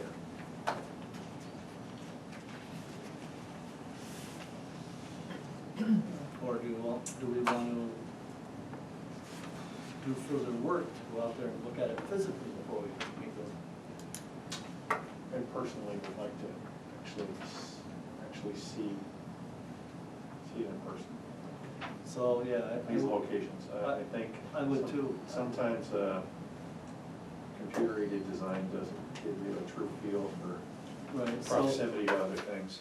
so first of all, I want to ask, do you see any issues with it being anywhere around that soccer field? 'Cause ideally, it's in a good spot because it's over the area where we believe there is, David Patrick claims there's burials, and we don't really want to do any serious excavating in that area to begin with, For permanent structure. or permanent structures. So I kind of like the spot because of that. I know that Jennifer likes it because it's close to parking as well, which makes sense. And it's visible. But what I'd like to do is I'd like to see if I can get Shar to come out with us, a couple of us, maybe Brian. I'd like to go out, yeah. I'd like to go out with a dozen stakes and a measuring tape, and I'd like to get the soccer field staked out properly, and then stake this out and see what it looks like, and get her opinion on whether it's gonna be a problem. I mean, it shouldn't, one of the good things about where it is there, you're not bringing dogs through the park to other areas. True. You know what I mean? You're not bringing dogs down through the soccer field and Yeah, through an eighth of a mile or whatever it is. Yeah, and especially if it goes way to the back, and then plus you've got, if you take the path, you've got pedestrians and bicyclists on the path. I mean, most dogs aren't gonna get upset, but to have a bunch of dogs running all the way through that park somewhere, right there, you know, the dogs are there. You know, you park, dogs are there, you don't have to worry about them going anywhere. She was also looking for a half an acre, which That's a number. is She's looking for a half an half acre, an yeah. acre, the quarter acre. I think it's a little close to where the memorial is that you want do to too. do. I do too. And then the 1 It's near the road. It's Route 9B in Stetson Road, personal injury, so I'm assuming it's a car accident. and the 1.17 acres, I mean, I really, it's very large, and I would love to be able to save that for a people project and not a dog project. Right. Yeah, because once you use it for the Once you dog use park. it, right. And there might be something else that they wanna put in, even if we don't put in another baseball field. Yeah. There might be something else that you wanna put in there. Basically what I did here was just, those are the only 3 available spaces. Right. So I put them on there for discussion, but I personally think that the little half acre up in the corner is a perfect spot. But I do wanna go stake it out. And Mhm. I'd like to have Shar involved in regards to the soccer field. Is that to scale? Is that half acre to scale compared to the rest of this? I don't think so. No. That's why I think you gotta see it in Okay. person. No, that That's was, just that was to just me, me. it's like a rectangle. it by, It's a rectangle. Because Somebody was me. Gotcha. Okay. No, it is, well, I did go on the GIS, okay, Cook County GIS system, and I did measure out that space and determine that it's a half acre, Okay. you know, so I mean, I know a half acres will fit in that area, but no, I didn't draw it to scale. Okay. Actually, this whole site plan is based off GIS. And where was the cemetery originally? It thought to be in that area. Yeah, there's but there's no gonna be a proof. marker going up, sometime this summer, it's been ordered, historical marker. We could put that anywhere in front, I mean, really, because Yeah. you can't prove. Actually, Calvin would like it next to the parking lot, Yeah, so people can get off the road and read it. I, Oh, yeah. Makes sense. Mhm. Yeah. And we talked about a historical, for lack of a better word, directory. That might be, that might be a spot where you'd put that as well. Like, if you were to go into the village, you'd find this, this, and this. If you were to go into the village of Champlain, you go into the village of Ross Point, you'd find this, this, and this. If you go into this part of the town, you find this, this, and this. Like, just kind of like, here, this is where you can go to find these various places. That would be a good addition to the website. Mhm. Did you bring it up before? I It think seems it- like I've heard I this. think, yes, I think I did. As a social studies teacher, I feel like it's my, my job. But Calvin also brought this up too, so that was kind of what I came up with. Now, not that that half an acre doesn't fit down in that triangle in the corner here, Right. right? It doesn't fit there? it could, It could, yeah, Okay. but it's still. Oh, instead of 1.17? yeah, Oh, yeah, you could. Cause that's right off of the path that's already is. there. Right. There's no parking. There's no, well, Well, if the that, parking if lot's that not park, that far yeah, if that away. parking lot is there, that's not overly far. And if they were to take the Are you pathway. talking about up here? I'm sorry. No, no. We're talking about right here. Triangle. right there. Oh, no, I don't think it's a half acre. You only have the whole thing, if you were to like take the whole thing, wouldn't be a half an acre? I don't think so, but Instead of making it I'll- rectangular, make it triangular. Yeah. Right. I don't think, I can check on it though. It's small there. Yeah, it is small. So maybe, yeah, I guess Rick's suggestion probably is the best, maybe we should just all to go do a site visit and maybe we try to figure it out. Well, let me, I definitely don't want it down in that area where you've got the 1.17 marked off. Yeah. Yeah. so I think we need to start, we'll see if we can get out there soon, and stake out the soccer field and the dog park, and then you guys can all just go out and have a look at it and get a consensus. Okay. And the other thing is where the memorial is for the veterans, that's not level ground, that's still low ground. Yeah, I need a lot of fill in there. Yeah, there's gonna have to be a lot of fill in there, and it's gonna take time to settle. Yeah, so putting the dog park there would be an added chore to try to get that filled. Yeah, and I can't imagine trying to put the fences in, where it's sinking ground and, So who has record of where that so-called cemetery is? Nobody. no, yeah, The only records that, I'm sorry, it's in the back of my mind, I mean, okay, so you're sitting there and you're well, to putting a get- dog park over the top of a possible burial area, and or not, which we could have anywhere. yeah. you could, that's absolutely right, but if we have knowledge that there is a possibility that it exists here, then it's something I think, Well, we don't, it's been rumored and, well, rumored. yeah, Well, David Patrick has some documentation that it's in that field. In that field, meaning, And he thinks it's in that area, that corner. But we have arguments from the Bedard family and from Alan, who has been involved with the Bedard family, that it's not there, it's actually in the cornfield. And that's the problem, there's no proof anywhere. And they did sonar. Oh, that's what I was gonna ask, there's gotta be technology now that you should be able to pick up something. He didn't find anything. Well, that's good. The college did that, I think, and, yeah, they couldn't. Yeah, archaeology's really come a long So- way. So there's historical records that there was places buried out in that property somewhere. Yeah, and the other good thing is all you're putting in is basically a fence. If it ever turned out somehow that they were in a bad spot, you take out the fence. That's it. But I don't think I heard of it. You know, and what else can we use the property for? You know, you can't put in a permanent structure or, you know, like a gazebo or a pavilion. You wouldn't wanna put that there where it would have to be dismantled, where if it turns out the dog park. So down the road, if we were to possibly put in bathrooms, where would they go? I don't think we ever put that on the state plan, do we? And these are things I'm just curious about. That's a You good know? thing, that's a good thing to bring up. It could be in the area of the, instead of a playground, or in the area of the pavilion. We don't want it at the back of the park. You want it No, somewhere you in want the it front. You middle. want it somewhere toward the middle, Yeah. where it's easily accessible. You don't want it too far from the road, so I you're agree. not doing long lines. Correct. So you're probably looking near the. Between the soccer field and the softball or baseball field? And also near the parking lot, you know? I would say, that playground is just a thought, it's not in stone, that's an area that it could fit. It could probably even fit between the parking lot and the volleyball field. We didn't put anything there, that's not a bad spot either. Mhm.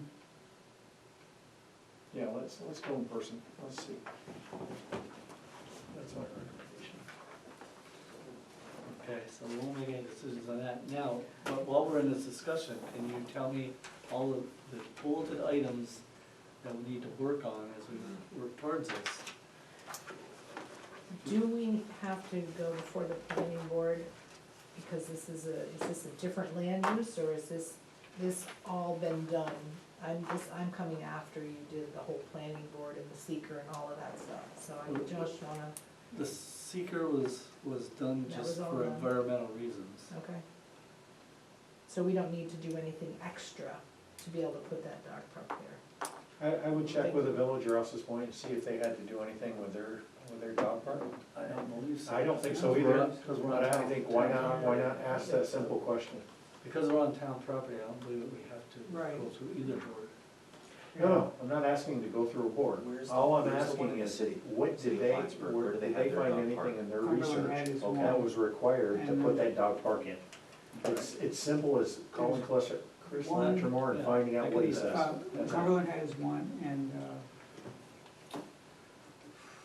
I don't when you think get there off was the either. interstate, you turn right, and you're going I towards think the being town pool. property, you can do what you like with it. And The only reason we did baseball the park seeker on the is left, because we were getting the pool funding sale, and Right. the Legion, from the state. Yes, and it was across from required there, okay, as part of To the go park, through the they've got a secret dog process. park there. okay, For environmental all right, I know, review. yes. Right, And there's a couple more that I haven't visited, but those two I've used. yeah, I think, Okay. I think it's a great idea. I just think some of the park rules that have been proposed are very, very difficult to enforce. I think we can, I don't think we need to worry about those rules tonight, but if there's No. anything you need me to check into, like you Yeah, want me to. I wrote a few things down. Do you want me to check with the town attorney to see what his I think we recommendations need to are? check with the attorney, just because I'm concerned, one of my biggest concerns is lawsuits from dog fights, or let's say the dog gets caught on, again, if the proposed fencing she's talking about is probably not gonna happen, but if not, is it possible for a dog to get injured on the fencing or on something else that's in that area, and then you've got some lawsuit? And I don't think hold harmless is gonna work here, I don't, but That's also a question to ask Chris, to see Yeah. how they addressed that. Yeah. or if they address that. Yeah, I will. Liability, And I'll for also sure. have Sarah check with Nymer. And ask Chris also in terms of what the proposed cost is and what they spend annually in terms of like poop Trash. bags and all these other things. Yep. That's all fair. Yeah. Because that was the first thing I wrote down was liability, then I wrote maintenance of the park. Because that's very nice that we hear there's some volunteerism, but should there be a committee that's formed She- for she- this? she I or- asked her to do that, but it didn't get brought up tonight. My discussion with her, I told her she should have a committee. Yeah, committee and that, well, like, is this like some separate, like 503C? Who, if they're gonna do this charging, who's really in charge of all of that, like, I don't think we should bookkeeping, do that. I mean. I don't think we should charge. It turned into like I think this that's up to whole us. other, I think we can make that determination. conversation. I don't think we should charge. Yeah, mowing, upkeep, the funding, Mhm. we talked about this, what if there's a fight between dogs, what if there's a fight between owners? Well, What- I think. Is the lighting, is what are the critical. hours, cameras, trash, I mean, there's a lot of stuff you gotta think about here. Right, right.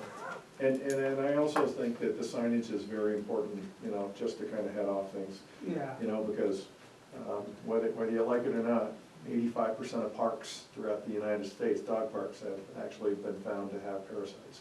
And that's a whole nother area. Did you say 85%? Yeah. Oh my gosh. Oh, yeah. So, As far as lighting, I think that we're gonna have, if we do this, because we don't have electricity there, it's just gonna be a dusk to dawn park.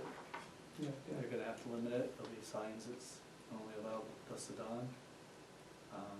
Someday we could have lighting, but we're not there yet. hook worm, whipworm, roundworm. So anything else I've got? Do you know who put together the dog park in Asses I do Point? not, but I know Was it somebody that you Lori? can talk to is Lori Langlois. Okay, Because Lori, in fact, I think is somebody that was part of that process. I don't think she spearheaded it, but I could be wrong. You wanna do that? sure. Okay. The other thing to consider Do you wanna is- check with Chris as well, or you want me to? I'm not sure, I can, I'm looking at time frame. Okay, so I'll check with Chris, if you wanna check with Lori, get some information from her. Matt's on vacation right now, but at some point I'll get a hold of him. Yeah. I'll have Sarah check with Nymer in regard, that's our insurance. And, cost of maintenance, I'll see what Chris will have an answer. And you said attorney? Yes, that's who Matt was.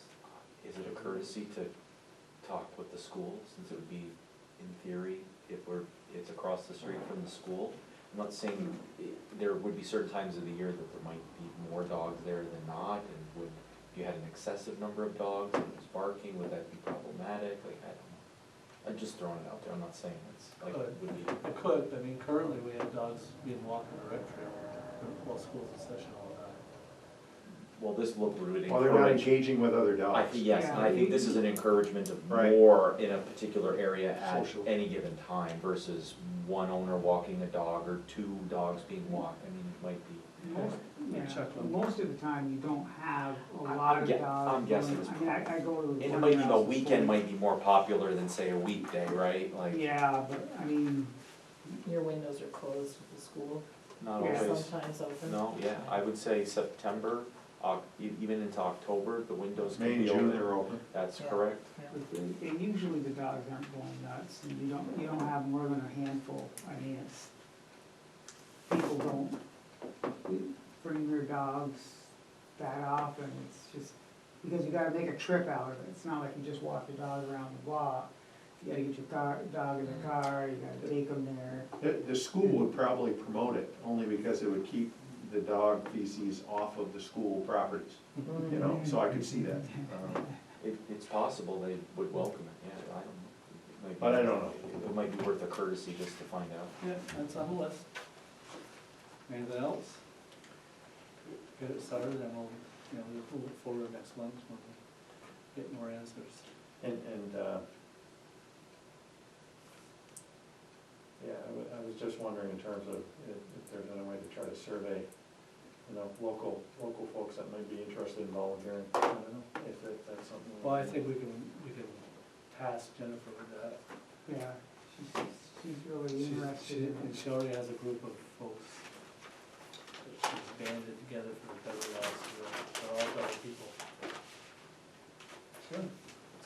So I'll make a note of that. We're good.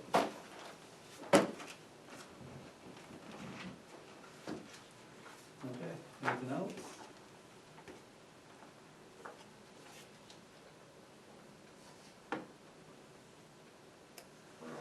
All right, next thing, letter of intent for housing community program to bring my report. This is accepted, we have a deadline, of the end of the month. That's the final deadline, I'm trying to get it done prior to that if possible. You say Julie and Chris are the ones that are, Yeah, 'cause it's all, how'd you make out today with the, It's coming. it's coming, so, Time consuming because I gotta look up the address, parcel number. yeah, so like right now, there's two spreadsheets that have to be, entries made. For example, one she's working on is, site plans, anything to do with planning, okay, site plans, area variances and such, of anything that increased or decreased housing. So they don't need to know all the rest that are, unless she's gonna sift through it, and it's from 2019 to 2023. Chris is gonna have to do all the building permits from 19 to 23, anything that increased or decreased housing. yeah, it's too bad we didn't have the software like that. Very true. It would make it much easier. Yes, it would. Maybe making this software you use is all your portion with it. No, there's a similar copy. So anyways, that's where that's at. Discussion on the town office generator. So, I didn't write anything down here, we're gonna win it by memory. So the generator was purchased, we think, either in 1998 or 1999. Sounds about right. It was either the end of '88 or beginning of '99. And the man that came here, it wasn't running, batteries were dead, it wasn't running, so we had to get it fixed. As you can see, we had an $800 bill on it, or almost $9. It's running fine now. We asked him, what do you think, what's the condition? He goes, well, it's in good condition, it doesn't have a ton of hours. The problem is, it's got about a 25-year life expectancy. The biggest reason for that is this is getting parts, it's gonna be difficult. So the bottom line is, in the next few years, we need to think about replacing it. So we need to remember that at budget time, we need to start making sure we're budgeting money towards it.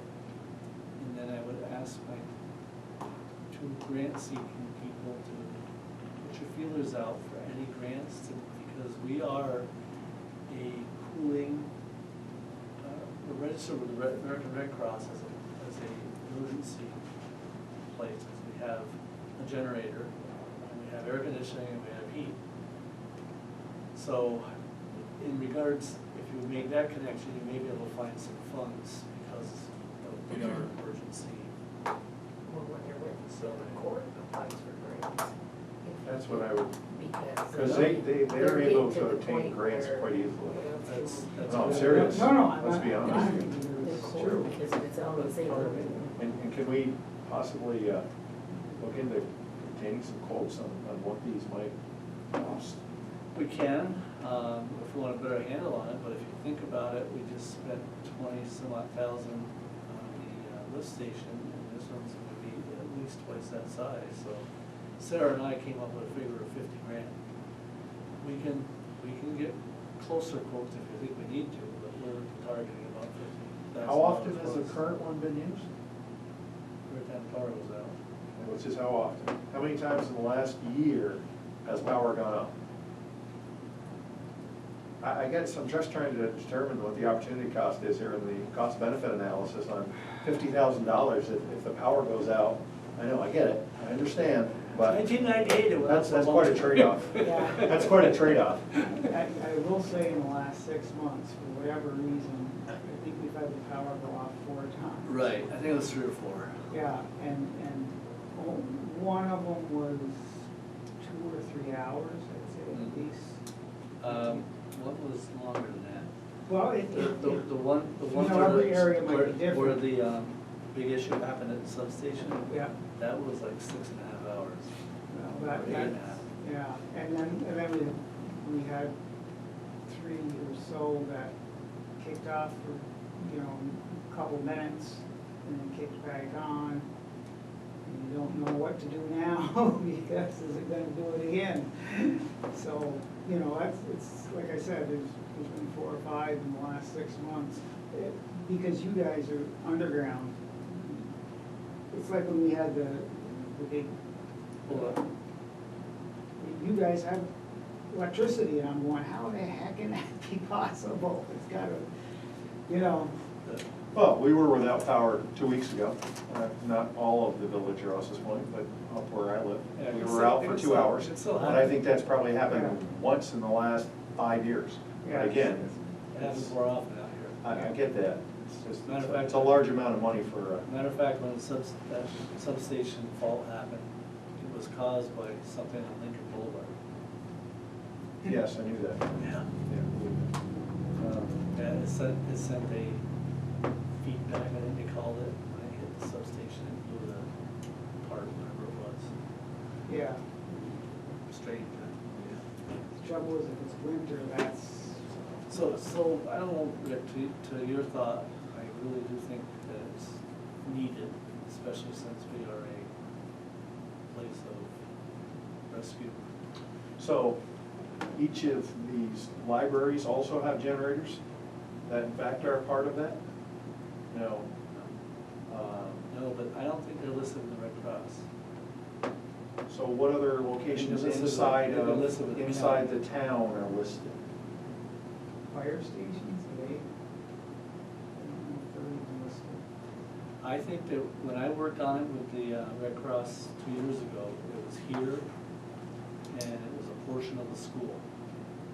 That was it.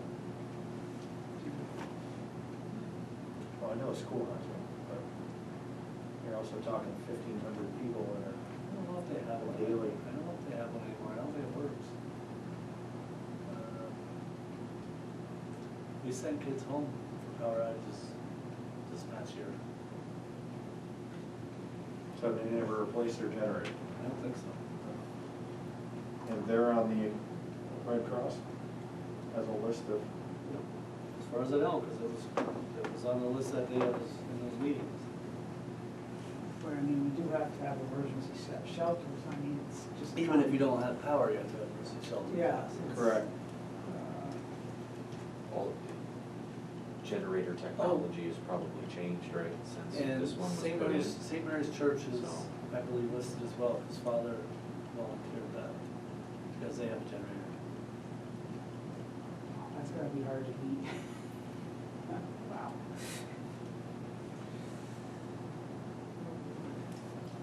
So anyways, that was to, and the court grant's a good idea, we'll talk to Kevin about that, thanks, Joey. That might be something he'd be willing to go after next year, unless he's got something really big. I know it's always a list. And he can get, there's no way he can get enough to replace it though. No, not 50,000. Most of the, Oh, but even if you. You got 10. Half. You got 10, it's usually 10, 15 at a time, it's not 30s or 40s on those grants. So if you got 10, you get, if he's willing to do that, because it is. well, I'm thinking like the generator that are part of the O&M and how that's spread out over time in terms of paying for it. Village having to, Yeah, what was that? up front, I'd have to look. Actually, I can tell you. If you got the O&M sheet, it's on there, like you have it. Because that's probably similar in size. That might be bigger than this one. It looks bigger.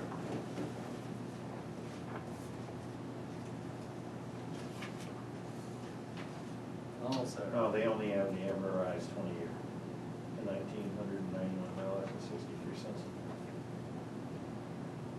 Over 20 years. Yep, yep, so they don't have the total on this. So our half was about 20 grand. I'm thinking, So it's about 40 grand. I'm thinking 40 grand.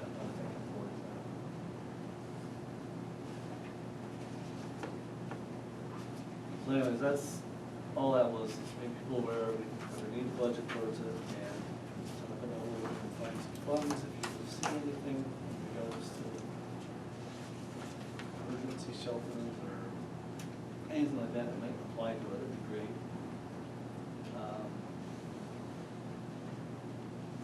There's nothing else on that, we're into old business, we'll be able to take off the revision of chapter 17, yay, it's been on there a long time. Thank you, Dora, for your assistance with it. Thanks for the learning opportunity. You're welcome. Yeah, Dora did a lot of the research of the law and coming up with everything that needed to be done to it, and then we got together and packed away. But yeah, thank you, Dora, you did a lot of the reading too. And then there's the tethering law.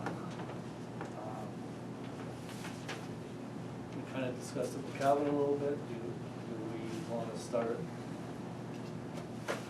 putting some sort of a draft in preparation, or do we want to wait till the 17th and see what they do and then make a decision after?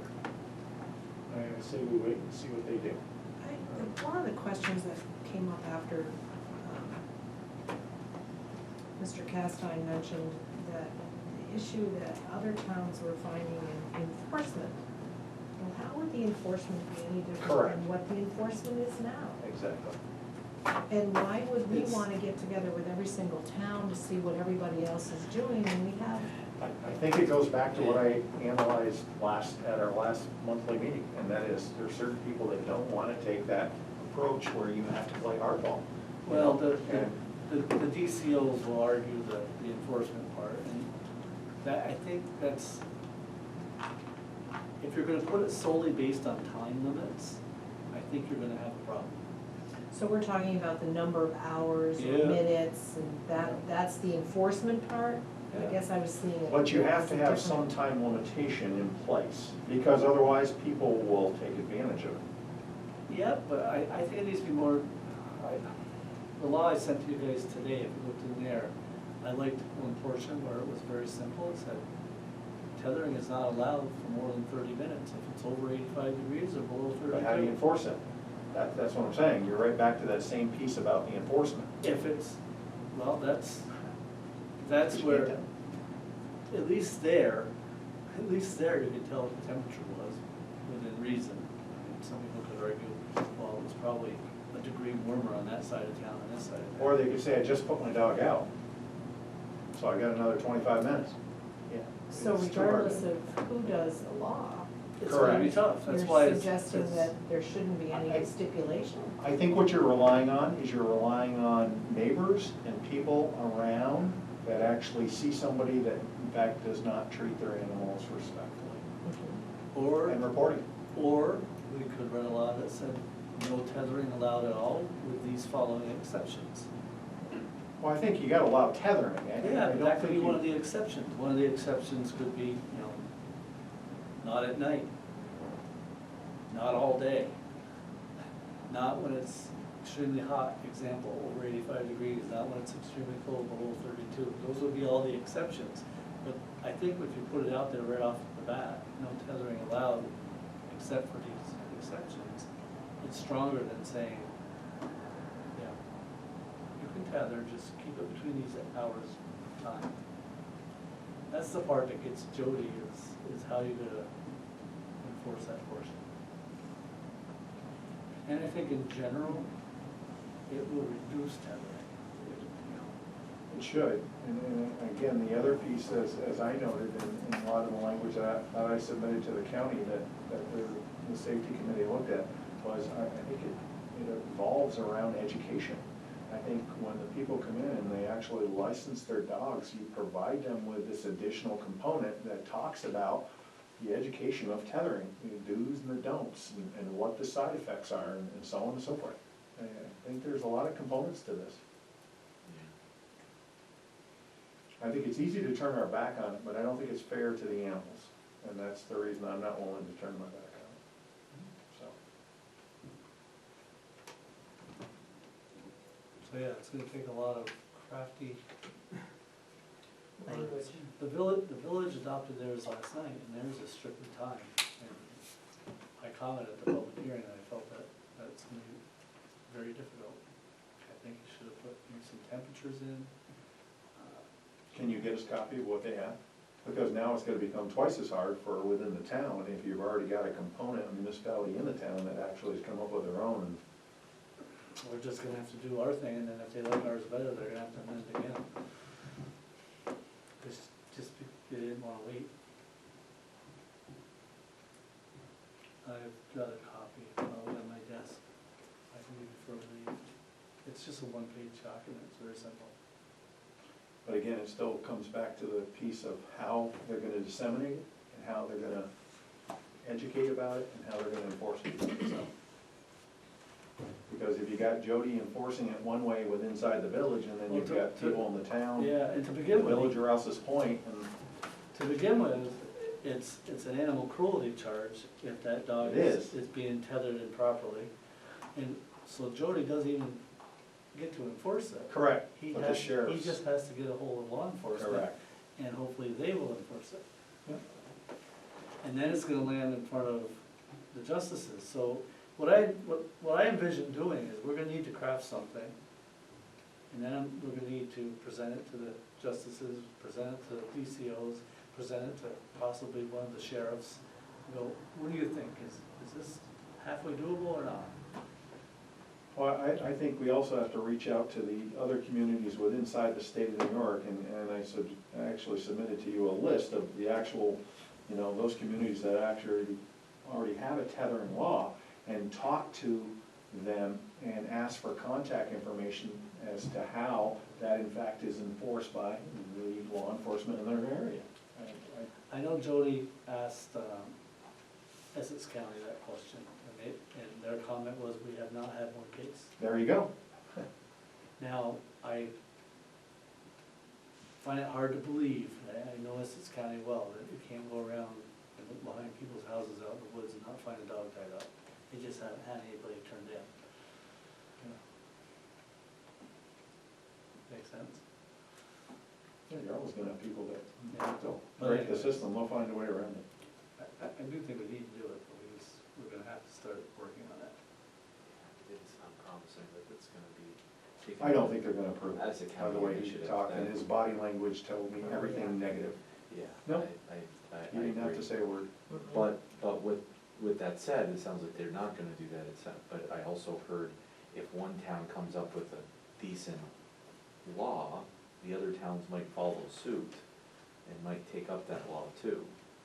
So, is there really a want for it or not a want for it? I mean, Well, it's kind of a split. there's a lot of, there's, I don't know, it seems like there's, All I know is that, what's the I phrase, know you're you've all, talking out of both sides of your mouth kind of type thing, like there's a, Yeah. I don't know. all I know for a fact is that this board has been in favor of doing something, just waiting for a countywide if possible.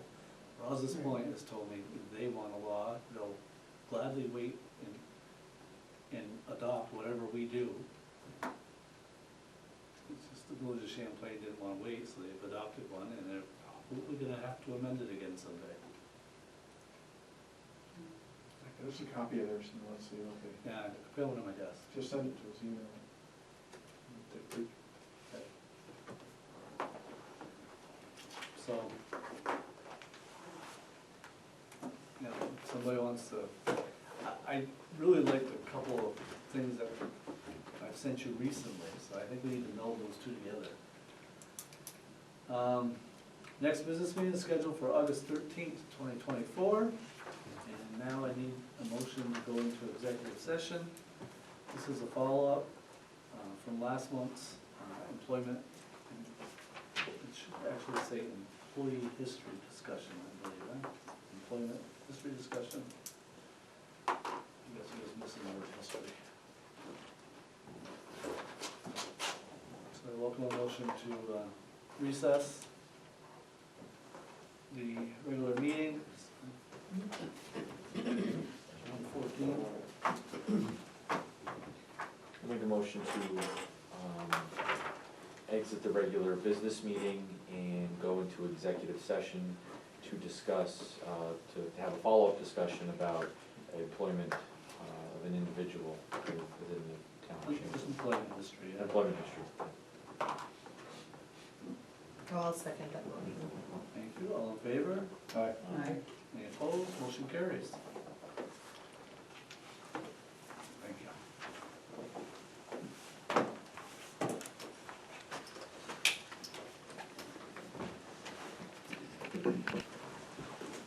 It's on.